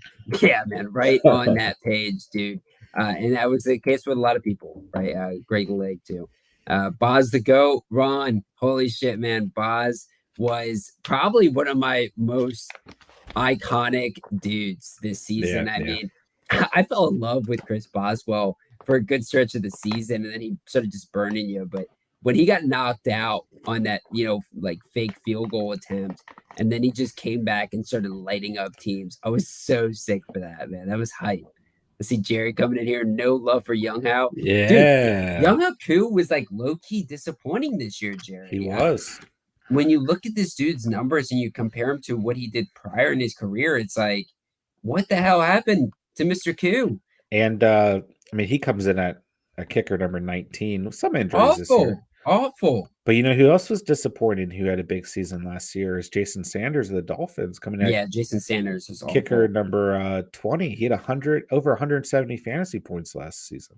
Yeah, Jason Sanders was really disappointing. I think he was actually one of the top kickers in drafts too. Oh, of course, yeah. 170. I want to say he led last season. He was definitely top 3 last season. Yep. Yeah. I mean, that's more points than anyone this season has scored at the position. He had a bad season from the kicker position. So, yeah, it's crazy. Another guy who got injured, so not really like a bust or anything, but Rodrigo Blankenship. He was another guy. He got drafted pretty high in drafts as well. Probably one of my favorite players, not just kickers, but players in general. Yeah, Rodrigo Blankenship. It's going to be really interesting to see what happens in the rest of his career. Yeah. It's a good shout out though, Jerry. It's a good shout out for sure. Disappointing year for Youngway. All right. On to rookie of the year. Getting into some other big categories after going through the best at each position. That was fun, guys. Let's keep this thing rolling. You guys have been a lot of fun tonight. Thank you guys for being so participating in the chat and everything, and enthusiastic about this. Make sure you guys hit that like button, all that good stuff, man. Let's keep this rolling. Okay, rookie of the year. Yeah, this one is really obvious to me. Here's the thing. You can go a couple different directions, I guess. Here's the thing, though. You erased last week, and people were not saying that this was Ja'Marr Chase. People are saying this could be Waddle. This could be Najee. I mean, I don't think we're including defenders in this because this is from is from a fantasy perspective, right? But I do want to bring up something really quickly. Okay. It's going to take me a second. Hey, you take your time because right now a lot of people are buying my hype train, which is Ja'Marr Chase. I mean, Najee at backup. Yeah, I mean, I think that those are the top two guys. Yeah, like, for sure. Yeah, like for sure. Right. I would definitely pivot while you're bringing that stuff up in the background. I will say Waddle for sure is a guy that could be placed inside that top 3, top 4. But the difference with Ja'Marr Chase is that he had a couple down weeks, and maybe there's a little bit of more hesitancy towards him at the end, but he had other massive games. I mean, he had like a 40-point game against Baltimore earlier in the season, and he was also getting touchdowns at such a high clip. I mean, the dude had 11 catches, 266 yards, and 3 touchdowns last week. I mean, that's ridiculous, bro. Like, this dude, I mean, we just saw Justin Jefferson the year before have an amazing rookie season, and this guy comes in here and beats it. It's just so much young talent in the game. It's exciting. Yeah. All right. So a few weeks ago, I made a poll on the channel, 104 votes. Okay. This was almost a month ago. Okay. Who's the 2021 fantasy rookie MVP? We had Najee Harris, Ja'Marr Chase, Kyle Pitts, Javonte Williams, and Jalen Waddle as options. Najee Harris, 59%. Okay. Ja'Marr Chase, 28%. Whoa. Pitts and Williams, 4%. Waddle, 6%. So, and then, a few weeks later, we did some posts and some polls on things about who is the offensive rookie of the year, or just rookie of the year in general. And Jalen Waddle's name was coming up a whole lot, right? And Chase's wasn't. Then you look at the last 2 weeks, and Chase has been absolutely on fire and really, capped off his rookie season, right? But I think it has to be between Harris and Chase. Like, there's no question about it. But the only point I'm making is that just a few weeks ago, we weren't really on the Chase train anymore, and then it crept back up. I definitely think that's a fair point to make, and kind of talks about what I was getting at is that, we were seeing Ja'Marr Chase struggle a little bit. Joe Burrow was not being the guy that we saw last 2 weeks because they were putting the ball more on the ground. It was more of a running approach for the Cincinnati Bengals offense. And then, then we just saw the Bengals go back to what they do, right? And they started throwing the rock all over the place. And we saw Ja'Marr Chase's drafts, type of where he's going to end up being in terms of top draft picks on the season really just skyrocket because he, I think, has submitted rookie of the year, in my opinion, if it's not Mac and Cheesy, because he's the Patriot quarterback. I'm glad you brought up Mac and Cheesy too. I think he's a guy that I know for myself personally, he's a keeper for me. And I think for a lot of people out there, No, not mac and cheese. Jamar Cheesy. Jamar Cheesy is going to be a hard guy to not look at and say, I got this dude in ninth or 10th round. Oh hell yeah! If you have him in a He's one of keeper the league, best keepers going into he is next your season. keeper, bro. And I think that's what also adds to it too, because what you want to see out of a rookie of the year fantasy player is, this guy's got so much upside, right? Yeah, he did it this year, but we can see so much more coming out of this guy next year. Very similar to his old teammate in LSU, Justin Jefferson, right? We saw how much upside this guy had his rookie year immediately once he got the opportunity and they moved him outside. Jamar Chase from day one, he was getting it done. And I'm just so excited about his future in the league. Jamar Chase after the bye week. Week 11, 11.5 points. Week 12, 5 points. Week 13, 7 points. Week 14, 22.8 points. Week 15, 0.8 points. Yeah. Week 16, 16 points. Week 17, 50 points. Yeah. But really, you got to look at the stretch week 1 through week 8. I mean, 11 or more fantasy points every single week. It's tough, though, because when you look at Najee, right, he only got 3 games where he had single-digit fantasy performances. Yeah. And then they both these guys finished off the season in incredible fashion. These were both league winners, 188 rushing yards and a touchdown for Najee Harris and just 266 receiving yards and 3 touchdowns. Yeah. For Jamar Chase. I mean, yeah. it's and Ron the Goat points out, John, you make a good point. Honestly, you really Thank you, Ron.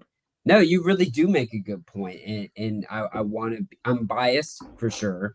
And I've also got, I feel like emotion tied into my Jamar Chase pick. And, everybody's putting in Jamar Chase at first, but then when you really start looking at what you need out of a fantasy asset, he had a couple down games in the back half of your season that draw a little bit more concern, but maybe that's a little bit more inherent with the receiver position too, right? So yeah.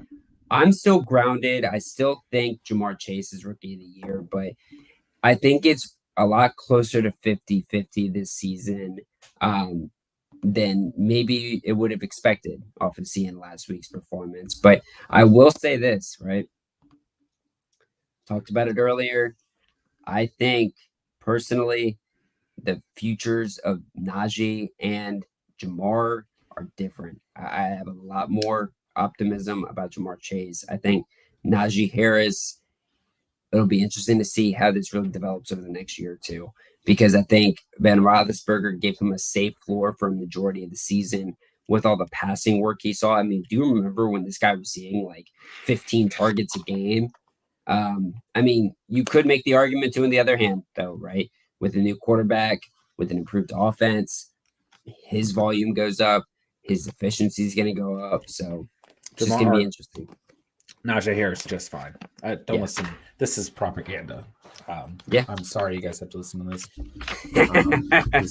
Hey, just playing devil's advocate. It's great. All right, let me throw Chase into the. Be okay there. Hey, Ron the Goat bringing up Amon-Ra and Pitts as well. Yeah. Amon-Ra is actually going to be in the must-start wide. Chase. Sorry, spelled Chase wrong. Amon-Ra is actually in the must-start receiver video week. This just getting dropped after the stream tonight, and you look at this guy over the last month. Obviously, you talked about maybe this is a savior, but yeah, man, he's a dog. And this whole Lions offense. I mean, the Lions team, they drafted well. I think they got some really good young pieces to build on. All right, that was a fun debate. I think we settled on Chase, but I don't think we have any hate for Najee Harris whatsoever. No, I think those are easily the top 2 guys, but plenty of other good rookies. I mean, Devonta Smith had a good year. Waddle, Pitts, Amon-Ra, those are fine too. Ronald, Ronald jumps in here. I was just about to say this one will probably be the quickest one. Patty and cheese. Cordero Patterson and cheese. Shout out Spence. Spence gave the nickname when we were, this was early on in just meeting Spence. And he gave the name for Cordero Patterson and cheese. Patterson, listen, man. You removed the last 3 weeks of the season where he probably lost you the playoffs, but Yeah. one of the most consistent players this season. Yeah. 2 games without double-digit fantasy points, if you're excluding the fantasy playoffs, which is so bad to say out loud, man. He had 3 points week 15, 7.8 week 16, 6.2 last week against Buffalo. Very, very I mean, he still scored in week 16. He just ended up he didn't do much outside of that, but he had a phenomenal year. However you want to cut this, man. Cordero Pounder had a phenomenal year. He's not. He did. No one drafted him. If you come at me and say you drafted Patterson, you're lying, right? This was the best early season waiver wire, probably out of everyone. Everyone. Yeah, it was. It was. Yeah. Mike Williams is another. Everett's his biggest headache. Mike Williams. Yeah. I think Pounder and Cheese is cemented into our 1 year wonder. Does anyone think Cordero Patterson will not be a 1 year wonder? Let us know. I'm trying to just look up his old numbers, right, for every other year that he had. And it's just really crazy to see how this guy was used this season and how much better he was this year.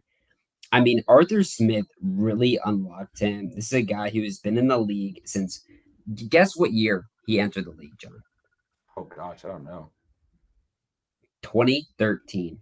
I was about to say 2012. He's been in the league for a long time. Played for Minnesota, Oakland, NWE. I don't know why. I don't know what that is. Chicago and Atlanta. I mean, New England.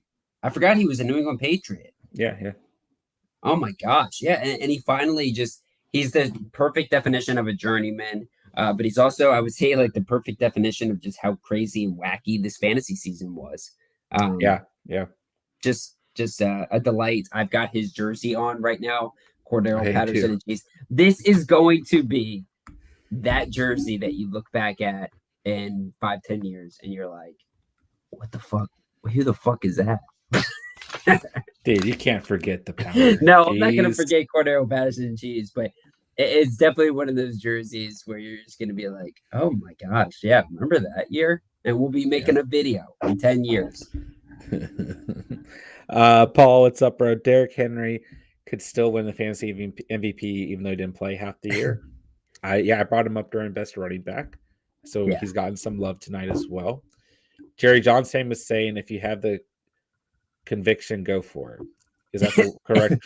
He spoke convention. Wait, so everybody this whole time thinks you're saying convention? Conviction. Conviction. Now I can't say it right. Dude, now I just want to always troll you for saying convention, like a convention center. Oh my gosh. All right, guys. I really want you guys in the chat to give out your best answer and as many different answers as possible. I think this category you can consider injury in here. This is probably the only one. Biggest headache on the season. I think for me it's easy. Okay. But no, this one actually does have a ton of answers. So if you can include injury, this gets really difficult. Because listen, Christian McCaffrey is not even a headache. It was just he just didn't play. Yeah. So he's just kind of floating around on the bench or IR the most of the year. I mean, I think that naturally this goes to the receiver position. Okay. But I got one guy I want to put in here. Okay. Lamar Jackson. That's what mine was. Yeah. Jackson. Because I had him in the league. Yeah. Jackson definitely a headache without a doubt. And I mean, here's the thing: is every week you're saying, okay, week 2, 32 points against one of the best teams in the league. Week 5, 41 points against one of the best defenses in the league. And some other good performances: 18 week 1, 19 week 3, 7. 23 in week 7, 30 against Minnesota. I mean, you're like, this guy's ceiling, and we know what it is, right? Yep. So I can't bench him. But over the second half of the season, this was a bad fall off, man. 15 points against Miami, the sick tummy ache game against Chicago, Dude, so many tummy aches. So many tummy aches, Lamar. 9 points week 12 when I played Steven. All 9 of those points, all 165 of those passing yards went to Mark Andrews. 17 points week 13. Obviously gets hurt week 14. Loses me my chance to go to the fantasy playoffs. 1 point. I mean, maybe we're being unfair, man, but I think No, Lamar we're not Jackson. being unfair, bro. Like, Okay. I mean, honestly, we can put him in biggest headache, but I also considered him very heavily for biggest bust because Yeah. this is a dude, again, just like you did, drafted him very high. I mean, we drafted quarterbacks a little bit later than I would say most leagues, especially like personal leagues where not everybody's super like involved in fantasy year round. Some people take this guy the first round, right? Yeah, And this yeah, is a yeah. dude who, what is he, quarterback 15 now, has missed basically the entire playoffs, entire backstretch of the season. But every single week he's questionable. So you have to think That's maybe true. he's That's a great point for headache. Yeah. yeah. Yeah, because maybe he's gonna be there, right? Do I pick So up a then you don't QB or pivot. not? Then Yeah, you yeah. don't pivot. You waste your stream somewhere else, your waiver wire somewhere else. I mean, Lamar was way more than a headache. He was a damn migraine. And for people like us, I feel like we got so frustrated with him. Like we were maybe a little early in saying, go away from Lamar, drop Lamar. Like we were saying that I think earlier than other people were Yeah. because we were just so pissed off with this guy. And I dropped him early too, in yeah, you comparison did. to a lot of advice out there. Yeah, Yeah. and next It year I didn't think help me, but hey, you actually made it did. It you did made it to the actually. toilet bowl. Yeah, it Yeah, definitely yeah, helped. But I mean, yeah, you look at this next season and what Lamar's going to offer teams. I mean, shit, I don't know if I'm spending high draft capital or even fifth round on this guy or sure. sixth round. Definitely not. Kyle, what's up, bro? Kyle says James Robinson. I think that's a great introduction Yeah, as well. yeah. Maybe just put Urban Meyer there instead of James Robinson. Well, Spencer, James Robinson, Urban fucking Meyer, Yeah. Ronald bringing that up as well. Or no, I'm sorry, Julian, James Robinson because of Urban. Ronald says Mike Williams. I hated owning Mike Oh Williams. my gosh, dude. Frank Remember Carlson. Sorry, go ahead. Mike Williams, the first couple of weeks, we were talking about how this guy was going to play into a mega Yeah. contract, and how Mike Williams, this was what was always coming, and then boom, just like always gone with the wind. Yeah, and he's still finished as top 20 receiver. Ridiculous. But I mean, you guys, 18, 18, 29, 1. Got really scared in week 4, but then week 5 he had 32.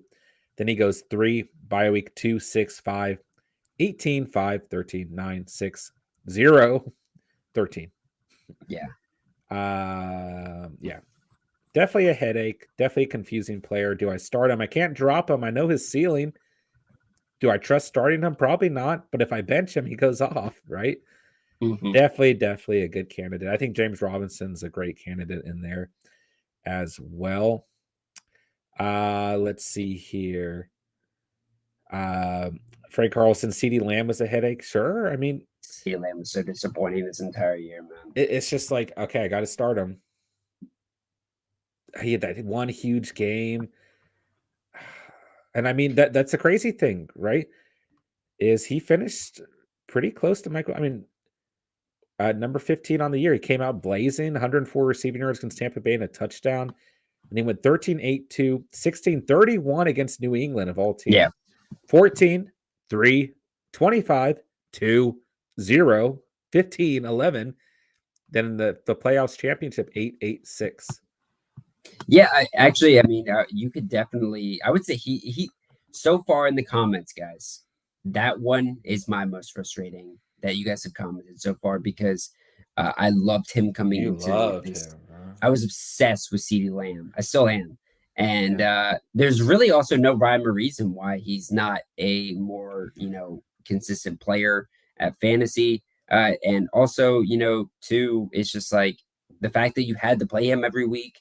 You could not put this guy on your bench, and then he burns you in the playoffs, the time where you absolutely need him. CeeDee's definitely a good introduction there as well. We got Sanders and Barkley getting in there too. Yeah. Hate Sanders. You don't want to talk about Barkley? You're that upset? I just feel like Barkley was very frustrating, and to be honest, I think if anything, it just gave you a clear picture to like Saquon. It was almost like Saquon and Miles Sanders were similar guys for me coming into the draft. Like I was kind of off both these guys. I ended up trading for Saquon, so I'm obviously more frustrated about that. But Yeah. I don't necessarily believe in these Penn State running backs right now. Dalvin Cook, headache. Yeah. That's not a bad introduction. CH, DJ Moore. Frank says Amon-Ra St. Brown for Rookie of the Year. Yeah, we brought him up there. Gave him some love. What round is he being drafted next year in PPR? I think he'll probably be a steal next year, probably 4th or 5th round, man. You think Amon-Ra's going that high? Oh, yeah. I think he's. Here's the thing, though. When you start to look at like 7th round, when you start to look at rankings for the next year, momentum from the end of the season carries in. Yeah. So I think for sure, we'll talk about him in the fantasy savior segment a little bit more. When Mike Williams was going off, I kept telling my friend to trade him away, but he didn't listen to me. Shake my head. Spence says D-Hop. D-Hop's a good introduction. AB is a good introduction as well. Yeah. Jerry says Redley too. D-Hop and AB aren't bad introductions either. I like AB a lot here, actually. I think he kind of ruined my season. Talk about frustrating in every capacity. And dude, you want to know what else is actually really ironic about the AB one? Is that I think it was the actual week that he did this. So last week, the article that I posted when going over him on the Must Start Receiver video said everybody's sick and tired of Antonio Brown except for the Buccaneers or something like that, right? And then I was like defending him, and I was like, nobody's sick and tired of him if you're a fantasy owner. And then boom, that's what he does. And I was just like, wow, eating my words immediately. I think Waller's fair to put in here as well. Yeah. Mainly because you drafted him so early, and he's just been. Oh, who's another player who I think you could put in here is Eli Mitchell, because it's like I don't think he was frustrating. I Mitchell and Henderson, just due to injuries. Those guys were. They were very productive. Headaches. Though. They were very a different type of headache. Yeah. A worrisome headache. Like, is this guy going to start for me or not? Here's two other guys. Maybe this leans towards one more than the other, but Javonte Williams and Melvin Gordon. Yeah, that's a complicated relationship, right there. Yeah, I think Williams especially, because if you drafted him like me, it's like, no, I can't drop him. He's going to go off. Yeah. It's Javonte Williams season, baby. People are still saying that. People are still saying that week 18. Their seasons are over. It's this week, bro. I promise. Yeah. Adam Thielen is someone you could throw in there too, dealing with some injuries towards the end of the season. So yeah, I mean, we have a lot. This is a tough one. Yeah. This is a tough one. Chat. Let's break this down to 3. Let's break this down to 3. I think at the moment we've got Antonio Brown, CeeDee Lamb, Mike Williams, or James Robinson. So 4. Yeah. Okay. So 4. Getting a lot of D-Hop.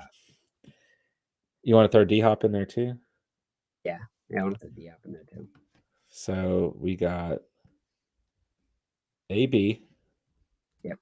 We got D-Hop. We got Robinson. Yep. We got Lamb. And why did I already forget the other one? I don't know. Williams. Mike Williams, yeah. Paul Miller really angry at Brandon Cooks, man. A lot of frustration with Brandon Cooks. I liked Brandon Cooks just because of the fact that he was probably the only bright spot out of this Texans team. But yeah, he did have frustration too, because he did have some weeks where he was an absolute stinker. Definitely let us know a little bit more, though, what you're thinking there, Paul. You could argue towards the end of the season, DK Metcalf sneaks in here too. Yeah. But he may have won your fantasy championship at exactly. the same time. So he may have gotten over that headache pretty quickly after that 3-touchdown performance against the Lions, right? So I think those are our final selections. Who do you guys think it should be? Paul saying DK for sure. Yeah. Frank Carlson, Rashad Penny, is he RB1 next year if they pick up his 5-year option? Definitely that is going to be talked about in the fantasy savior, but yeah, he's definitely a guy who, savior. Spencer, you're all overlooking Ridley. That's fair. That's fair. yeah, I mean we are actually because we're also now mentioning other people with injuries, and we did include that in this. So yeah, I think Ridley for sure is because talked about Allen Robinson being a bust. Calvin Ridley was drafted in the 2nd and 3rd round potentially. So yeah, that dude was super annoying. Straight facts. He pissed me off. Yeah. Frank Gore was a bust this year. Frank Gore got knocked out, bro. Ridley had double-digit fantasy performances in every week he played, except for week 1 against Philadelphia, where Darius Slay was lined up on him. Yeah, one of the better. And then he just said peace, which we respect. But I say, in honor of Urban Meyer, I think it's Robinson. Is James Robinson. And maybe, put a little Meyer action next to that because. Sure. That's fair. Yeah. Go Robinson. Let's see here. Yeah, Ronald talking about Barkley has to be out there. He definitely does have to be included in the most frustrating players. And I think guys just pay attention to that next year, man, because this is not the first year we have had this comment with Saquon. This is now a reoccurring theme for Saquon Barkley. Kyle, my first 2 picks were CMC and Robinson, but still managed to come in 3rd. Hey, that's like me, except I didn't come in 3rd. Yeah. I think Robinson's fair because he was such a headache because of Meyer. Yeah. Robinson did fine for me when I most needed it. Yeah, he still is a guy who won you plenty of games, who helped you in the playoffs even. It's fair, but I think he fits the definition of headache. He could have been a top 6 back. Yeah, and he still might be next year. Don't give up on him. No. I don't know. I'm fading next year, but we'll get into that definitely this offseason. We'll see how it goes. We'll see how Travis Etienne is really made in this offense.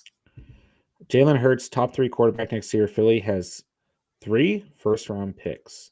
Yeah, I think he's definitely a top 5 quarterback, and that's without the draft picks. Did you forget about Etienne? No, yeah, I like Etienne a lot next year. Etienne. I did it on purpose. I was going to say I heard you there. We all just straight up forgot about Chris Carson. Yeah, I thought of him earlier in this stream and I forgot to bring him back up. Didn't he like break his neck or something, dude? Yeah. He went down. That was rough. I liked it because I had Alex Collins at the time. That was pretty. He gave me one game and I was like, let's go, Alex Collins. Yeah. That was sick. All right, guys. Fantasy savior. This could be different for a lot of people because this is essentially who is the player who got you into the playoffs if you needed that, but not everyone needed that, / or the player who got you through the playoffs and through the championship. This could be different for a lot of people, right? This could be Chris Boswell if you're on the GOAT, right? This could be Najee Harris. Ronald, this could be opposite for you. Najee Harris, your fantasy enemy, right? Who lost you the championship, right? This could be Amon-Ra St. Brown. It could be Rashad Penny. It could be Elijah Moore, who maybe got you through the latter end of the season, got you into the playoffs, and then went on IR and, screwed you. Again. Yeah. So this could be very different. So this could just be someone who all season long got it done for you, But I think generally speaking, this is going to be a player who got you through or got you into the playoffs or got you through the playoffs as well, especially if you got them off the waiver wire, like Ronald Jones, excluding last week, Rashad Penny, Amon-Ra St. Brown, right? So, yeah. You want to go first, John, on this? Well, I mean, I don't know what it's really like to have a fantasy savior. So I actually think, man, I actually think it's Amon-Ra St. Brown. Okay. Yeah, go into it because I think that's a great pick. I mean, listen, he covers everything from this loose definition that we kind of made up for tonight, right? But you got him off the waiver wire, more than likely. He didn't do squat before week 12. I mean, he had those two performances, week 4 and 5 in Chicago and Minnesota, two of the worst secondaries in the league, where he had double-digit points, between 10 and 12 points, depending on scoring format. But outside of that, single-digit fantasy points or 0 points in all of his performances. And then something just happened. Week 13, 19 points. That was, yeah, that's the Thanksgiving game. That's really what's kind of sparked something there. Yeah. The game-winning touchdown. Week 14, 73 receiving yards. Week 15, 90 receiving yards, a touchdown. Week 16, 91 receiving yards, a touchdown. Week 17, this past week, a rushing touchdown and 111 receiving yards and a touchdown. For sure, if you started him in week 17 versus Seattle, he helped you win a championship, more than likely. If not, helped you keep your championship hopes very, very alive. I mean, he just fits the bill, right? In my opinion. And he just saw this. He did not see this coming, right? It came out of nowhere. So, yeah, I think he fits the bill. So Yeah. put him in there. I like that pick a lot. I think this is a guy, you guys are already asking about his ADP next year. I would probably argue 6 to 8 round pick next year. And I think you can definitely do it too, because I think the lines are going to be improved next year as well. And I just love this guy's skill set. I love how much of a playmaker he is. Got a lot of optimism in him going forward. My pick for Fantasy Savior, and actually gets to a question earlier in the chat from Frank Carlson. Rashaad Penny, running back for the Seattle Seahawks. Maybe you could argue the best running back over the last month, kind of similar to, but just different position as Amon-Ra St. Brown. 31 points against Detroit, where he saw that 25 carry load, 170 yards, 2 touchdowns. Guy was an absolute machine. He's built like a shit stack house, man. I don't even know if that's a real thing, but if there's a shit stack house somewhere, it's Rashaad Penny. Definitely full shit and stack. But then before that, 20 points against the Chicago Bears, a little bit of more of a stout defense. Had 17 carries, 130 yards, and a touchdown. Game before that, he only had 5, right? That was his biggest stinker since he really started getting the bulk of the work against the Rams. That was a little gross. But the week before that against Houston Texans, 26 points, 16 carries, 130 yards, and 2 touchdowns. What Rashaad Penny did for fantasy owners all across the board this year in the playoffs, in the late stretch, in the championships, was he gave you a unique competitive advantage over your opponent. He filled valuable roles for your team. If you've got injuries, which everybody had injuries, I mean, this is a waiver wire pickup. This guy sat on waivers for more than 1 week at times, right? This guy cleared waivers for us, basically. I mean, and I was able to snag him somehow. But Rashaad Penny, people didn't have the hope in this guy because he's been around for a long time and it's just always been banged up, always been injured, never gotten it done. Well, he got it done this year at the right time. If he gets it picked up, if he gets that 50-year picked up, I think it's definitely somebody to consider because we know Pete Carroll loves him, some Rashaad Penny, and I think he will be used a ton next year. Biggest concern I have with him is I don't think those injuries are going away anytime soon. So it's not a top 12 back in my mind, but wow, is this guy a beast? And he is absolutely a fantasy savior. For sure. I think we both had good introductions there. Yeah. All right, let's see here. Let's see what the chat's got to say. Penny definitely. Devontae Adams is Julian. Henderson was coming through for me until he wasn't, says Jerry. Penny, St. Brown, Fournette had all 3. Ronald, I was my fantasy savior. I saw that shit. That's funny.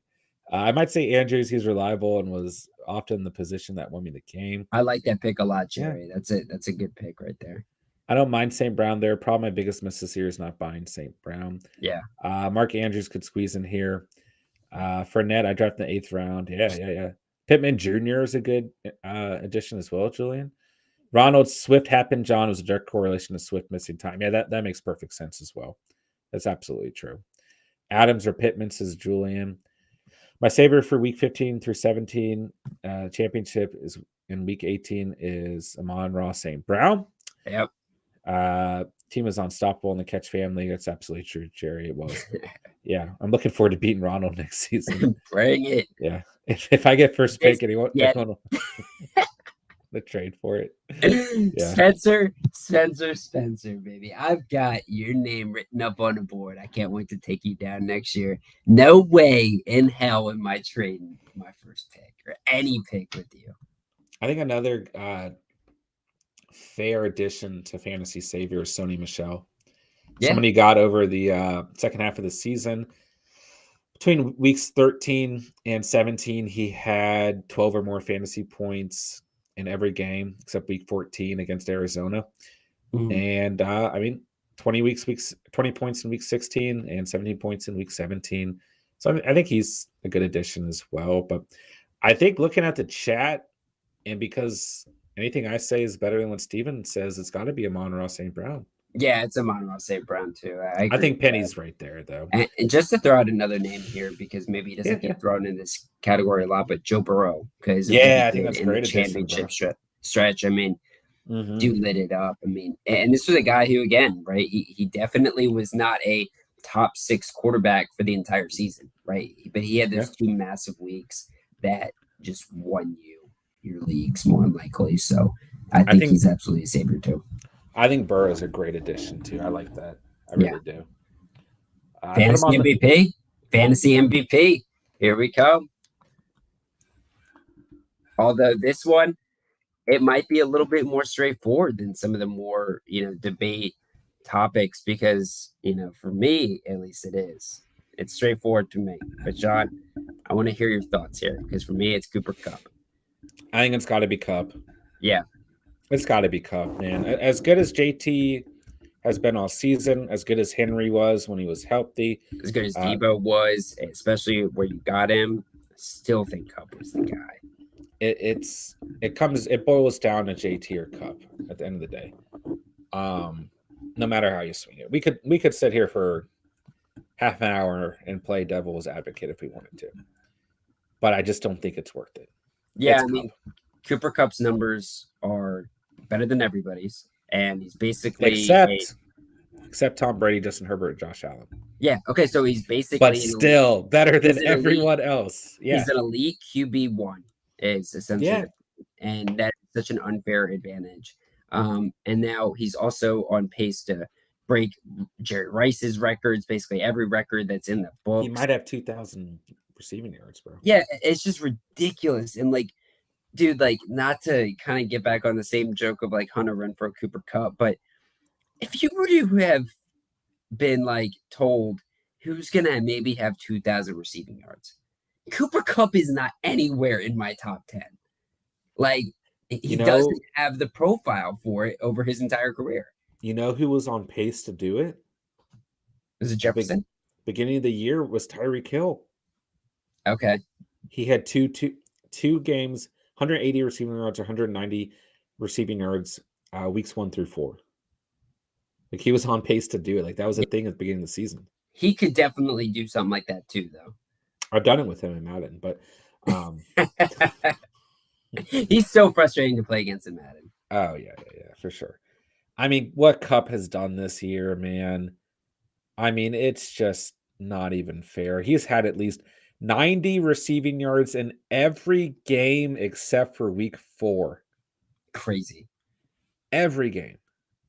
At bottom line, if your receiver is getting you 90 receiving yards, regardless of scoring format, unless if you play standard that gets you no points at all per reception, if you get not even a fourth of a point, maybe, but no one does that, right? So he had fantasy value, double-digit fantasy value in every scoring format every week except for week 4. It's got to be Kupp, man. Yeah, it's got to be Kupp. And I feel so good about putting him at fantasy MVP too. I mean, what a great way to cap off these awards, these fantasy awards, by putting Mr. Cooper Kupp, the dude who was breaking all the records, the dude who surprised everybody, the dude who was not drafted as a highly ranked player and now is going to be maybe overdrafted next year, right? Because people are going to expect him to do what he did this year, which just can't happen. So Steven said the same thing about Josh Allen last time. He is going to be really good next year. I will say that. And who knows what Robert Woods' future lies in Los Angeles. And I think that there might be more of an upside for OBJ, as crazy as that sounds, next year too. So Cooper Kupp is still going to be very much so a big time player next year. But this season is remarkable, and like we got to appreciate it for what it is, man. Because this is like history, what we're seeing right now. And respect, I sent this in the Discord channel as well, right? Cooper Kupp being questioned about potentially breaking Megatron's record and basically saying that it doesn't count if he breaks it. Yeah. Because Megatron did it in 16 games. Yeah, which is also just ridiculous that Megatron did that. It's so crazy. Dude. Yeah. And also what's ridiculous too is to think that Jerry Rice set all these records when you could like beat the shit out of the receiver with a baseball. It's true. It's true. Jerry Rice is the best player to ever play the game. Yeah, it's true. It's true. So it's just wild, bro. I mean, Kupp's had an unreal year. I mean, JT had an unreal year as well. I mean, Josh Allen, Herbert Brady, phenomenal years. Mahomes and Rodgers still having great years. Burrow in there as well. Henry, if he could have stayed healthy, probably be in this conversation. Austin Eckler, Deebo Samuel, Jamar Chase. I mean, you've had all Joe Mixon, Najee Harris, Justin Jefferson. You've had great fantasy performances this year, man. Travis Kelce, Mark Andrews. I mean, Stephon Diggs, Deontay Johnson. Like we've had a great year of fantasy with as much turmoil as it's brought at the same time. It's been a remarkable season. It always is, man. No matter what you think is going to happen. Yeah. No matter what you think is going to happen, no matter what ends up happening, it's just always a whirlwind every single year, man. You know. Yeah, and this was a fun segment too. This was a fun episode to kind of roll through with you guys, and thank you for being so interactive tonight as well. I mean, it was fun getting to see what all y'all's opinions were on all these awards, because for every single one of these positions, especially with the guys like biggest headache and most improved, I mean, it's different for everybody. Fantasy savior, it's different for everybody. And so, thank you guys for letting us know that too. But I mean, bottom line, what the fuck, Cordero Patterson and cheese? Cordero Pounder and cheese. No. But I will say this, man. What I also look forward to doing is when we're starting to really hammer down on our 22 fantasy draft, everything, and we look at this, right? We're going to reference this. We're going to talk about, okay, so what's the recap from 2021? And let's look at these guys here. Okay, so Allen Robinson, that's a little scary there. But then you got guys like Deebo and Cooper. And you kind of project that out to next year. So it's going to be interesting to see which guys, also fall in our projections next year. It'll be fun. It'll be fun. I think not too long from the conclusion of week 18, we'll start rolling into a little bit of 2022 fantasy talk as well. Because no matter what, we're always going to be a fantasy channel. As much as, we have other content planned in the off season, revolving around the postseason and revolving around the off season and just the NFL in general. It's just college. Yeah, for sure. It's just fun, man. We all love fantasy. That's why most of you guys are here. So we're going to have plenty of 2022 talk coming up as well. We just have so much planned, man. This season was so much fun. You guys must have already heard all my thoughts on this season already, and we still have week 18 to finish out. We're happy to do that for all you guys who play through week 18 as well, man. But it's crazy. Where did this freaking season go, man? So quick. I mean, I think it went quicker this year because we just were enjoying it with you all the entire time. It just went by so fast. Like, that's true. It was nonstop. It was a ton of fun this year. And honestly, I'm looking forward to, the one, it's like bittersweet with fantasy, right? Because it's obviously terribly bitter if you lose, and it's bitter because for a long period of your time, if you're as invested as we all are in the Catch Fam in fantasy, it's like a little piece of your routine, a little piece of your day is gone. Oh yeah. But first off, it doesn't stop here at the Catch. But second off, it's a little sweet too, because now you can just enjoy the game for the game, right? Oh yeah. You can enjoy the game for who's winning on Sundays, who's winning the matchups. But hey, just wait until we start playing with some DFS stuff too, because then the playoffs still count for fantasy as well. So next year, it's a nonstop break for us. Absolutely, man. So it's been an honor to go through this fantasy season with you guys. It's been an absolute blast. It's been a ton of fun. I hope this season was as enjoyable as it was for us, for you guys, right? Even with all the ups and downs and frustration it brought, as every season does, So yeah, we just appreciate you guys, man. Appreciate you guys helping build this community. Appreciate the Catch Fan, man. We really, really, truly do. Ron, I remember coming on the stream one night really late. I was like, why is this guy playing Madden? And then I was like, oh, they are talking fantasy. And it just went to you guys when another stream ended, and I'm glad it did. Hey, I'm glad it did too. That's awesome, actually. That's a cool story. Beginning when I first started streaming and streaming fantasy Q&A for this channel, I was lucky if I had 2 or 3 people in here. So the Madden thing started because I was like, I just need something else going on because there's only so much I can talk to myself about, right? And the Madden thing just kind of stuck around. So it's just funny how that stuff works, man. But yeah. Hey, we appreciate you guys. I'll be on tomorrow to hang out with you guys for a little bit.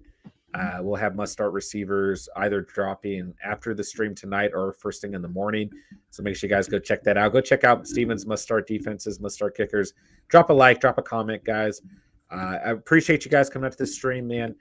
Like I said, last night, naturally, things are going to start to kind of dip here at the channel, but you guys just coming out, the last 2 nights, staying interactive, hanging out for a bit. It definitely means a lot to Steven and I and everything. So just appreciate you guys, man. Appreciate this community. Wouldn't be here without you guys, man. You guys make this just so much fun. So I'll be here all week. I'll be here as long as I can. I'll keep you guys updated with my personal situation. But this was an absolute blast, man. The first ever The Catch Fantasy Football Awards. That was a super fun stream, man. Kudos to Steven for having this idea. He did put this together with his brain, believe it or not. So hey, got a big dome, brother. Big chrome big dome. That's right. Yeah. So I'll let you sign off, Steve. Yeah, absolutely. See you, Jerry. See you, Ronald. See all y'all guys. I really appreciate y'all coming out tonight. It was fun getting to chat with y'all, getting to close out week 18 fantasy and get to go over these 2021 fantasy football awards. Something next year I want to do is maybe get some funny names in there too with these awards and get creative with them. So definitely want you guys to be involved in that process as well. But man, let's finish out strong for all you guys still playing fantasy. Let's get a strong win in week 18. Check out the defense, check out the kicker, receiver dropping tonight or tomorrow, just like John said. And like always, guys, it was a pleasure. Yeah, and I mean, next year we can also, or going into next season, we can also try to do this in the preseason and then reevaluate it. Yeah, at the end of the season too would be fun. And guys, get in the Discord if you're not already in there. Link is in the description, completely free. But get in there and give me some feedback on any type of these interactive streams that you guys would like to see in the off season or the next couple of weeks or whenever, man. And any feedback you guys have in general in terms of what you guys want to see. Yeah, or you can always hit me up on the streams too when we're on here. But big time. Hit that like button on the way out. Hit the sub button if you're new to the channel. Go and join the Catch Fan, man. Feel free to drop any comments, questions, concerns down below if you watch this retrospectively. Hit that notification bell so you never miss any uploads or streams. And like I just mentioned, Discord link is in the description down below, completely free to join. We appreciate you guys. Appreciate this community. Love this community. Love this channel. Love the Catch Fam. We will talk to you guys soon. Got nothing else to say, but thank you guys so much for watching and or listening. And remember, you saw it here on the Catch. Peace. Peace.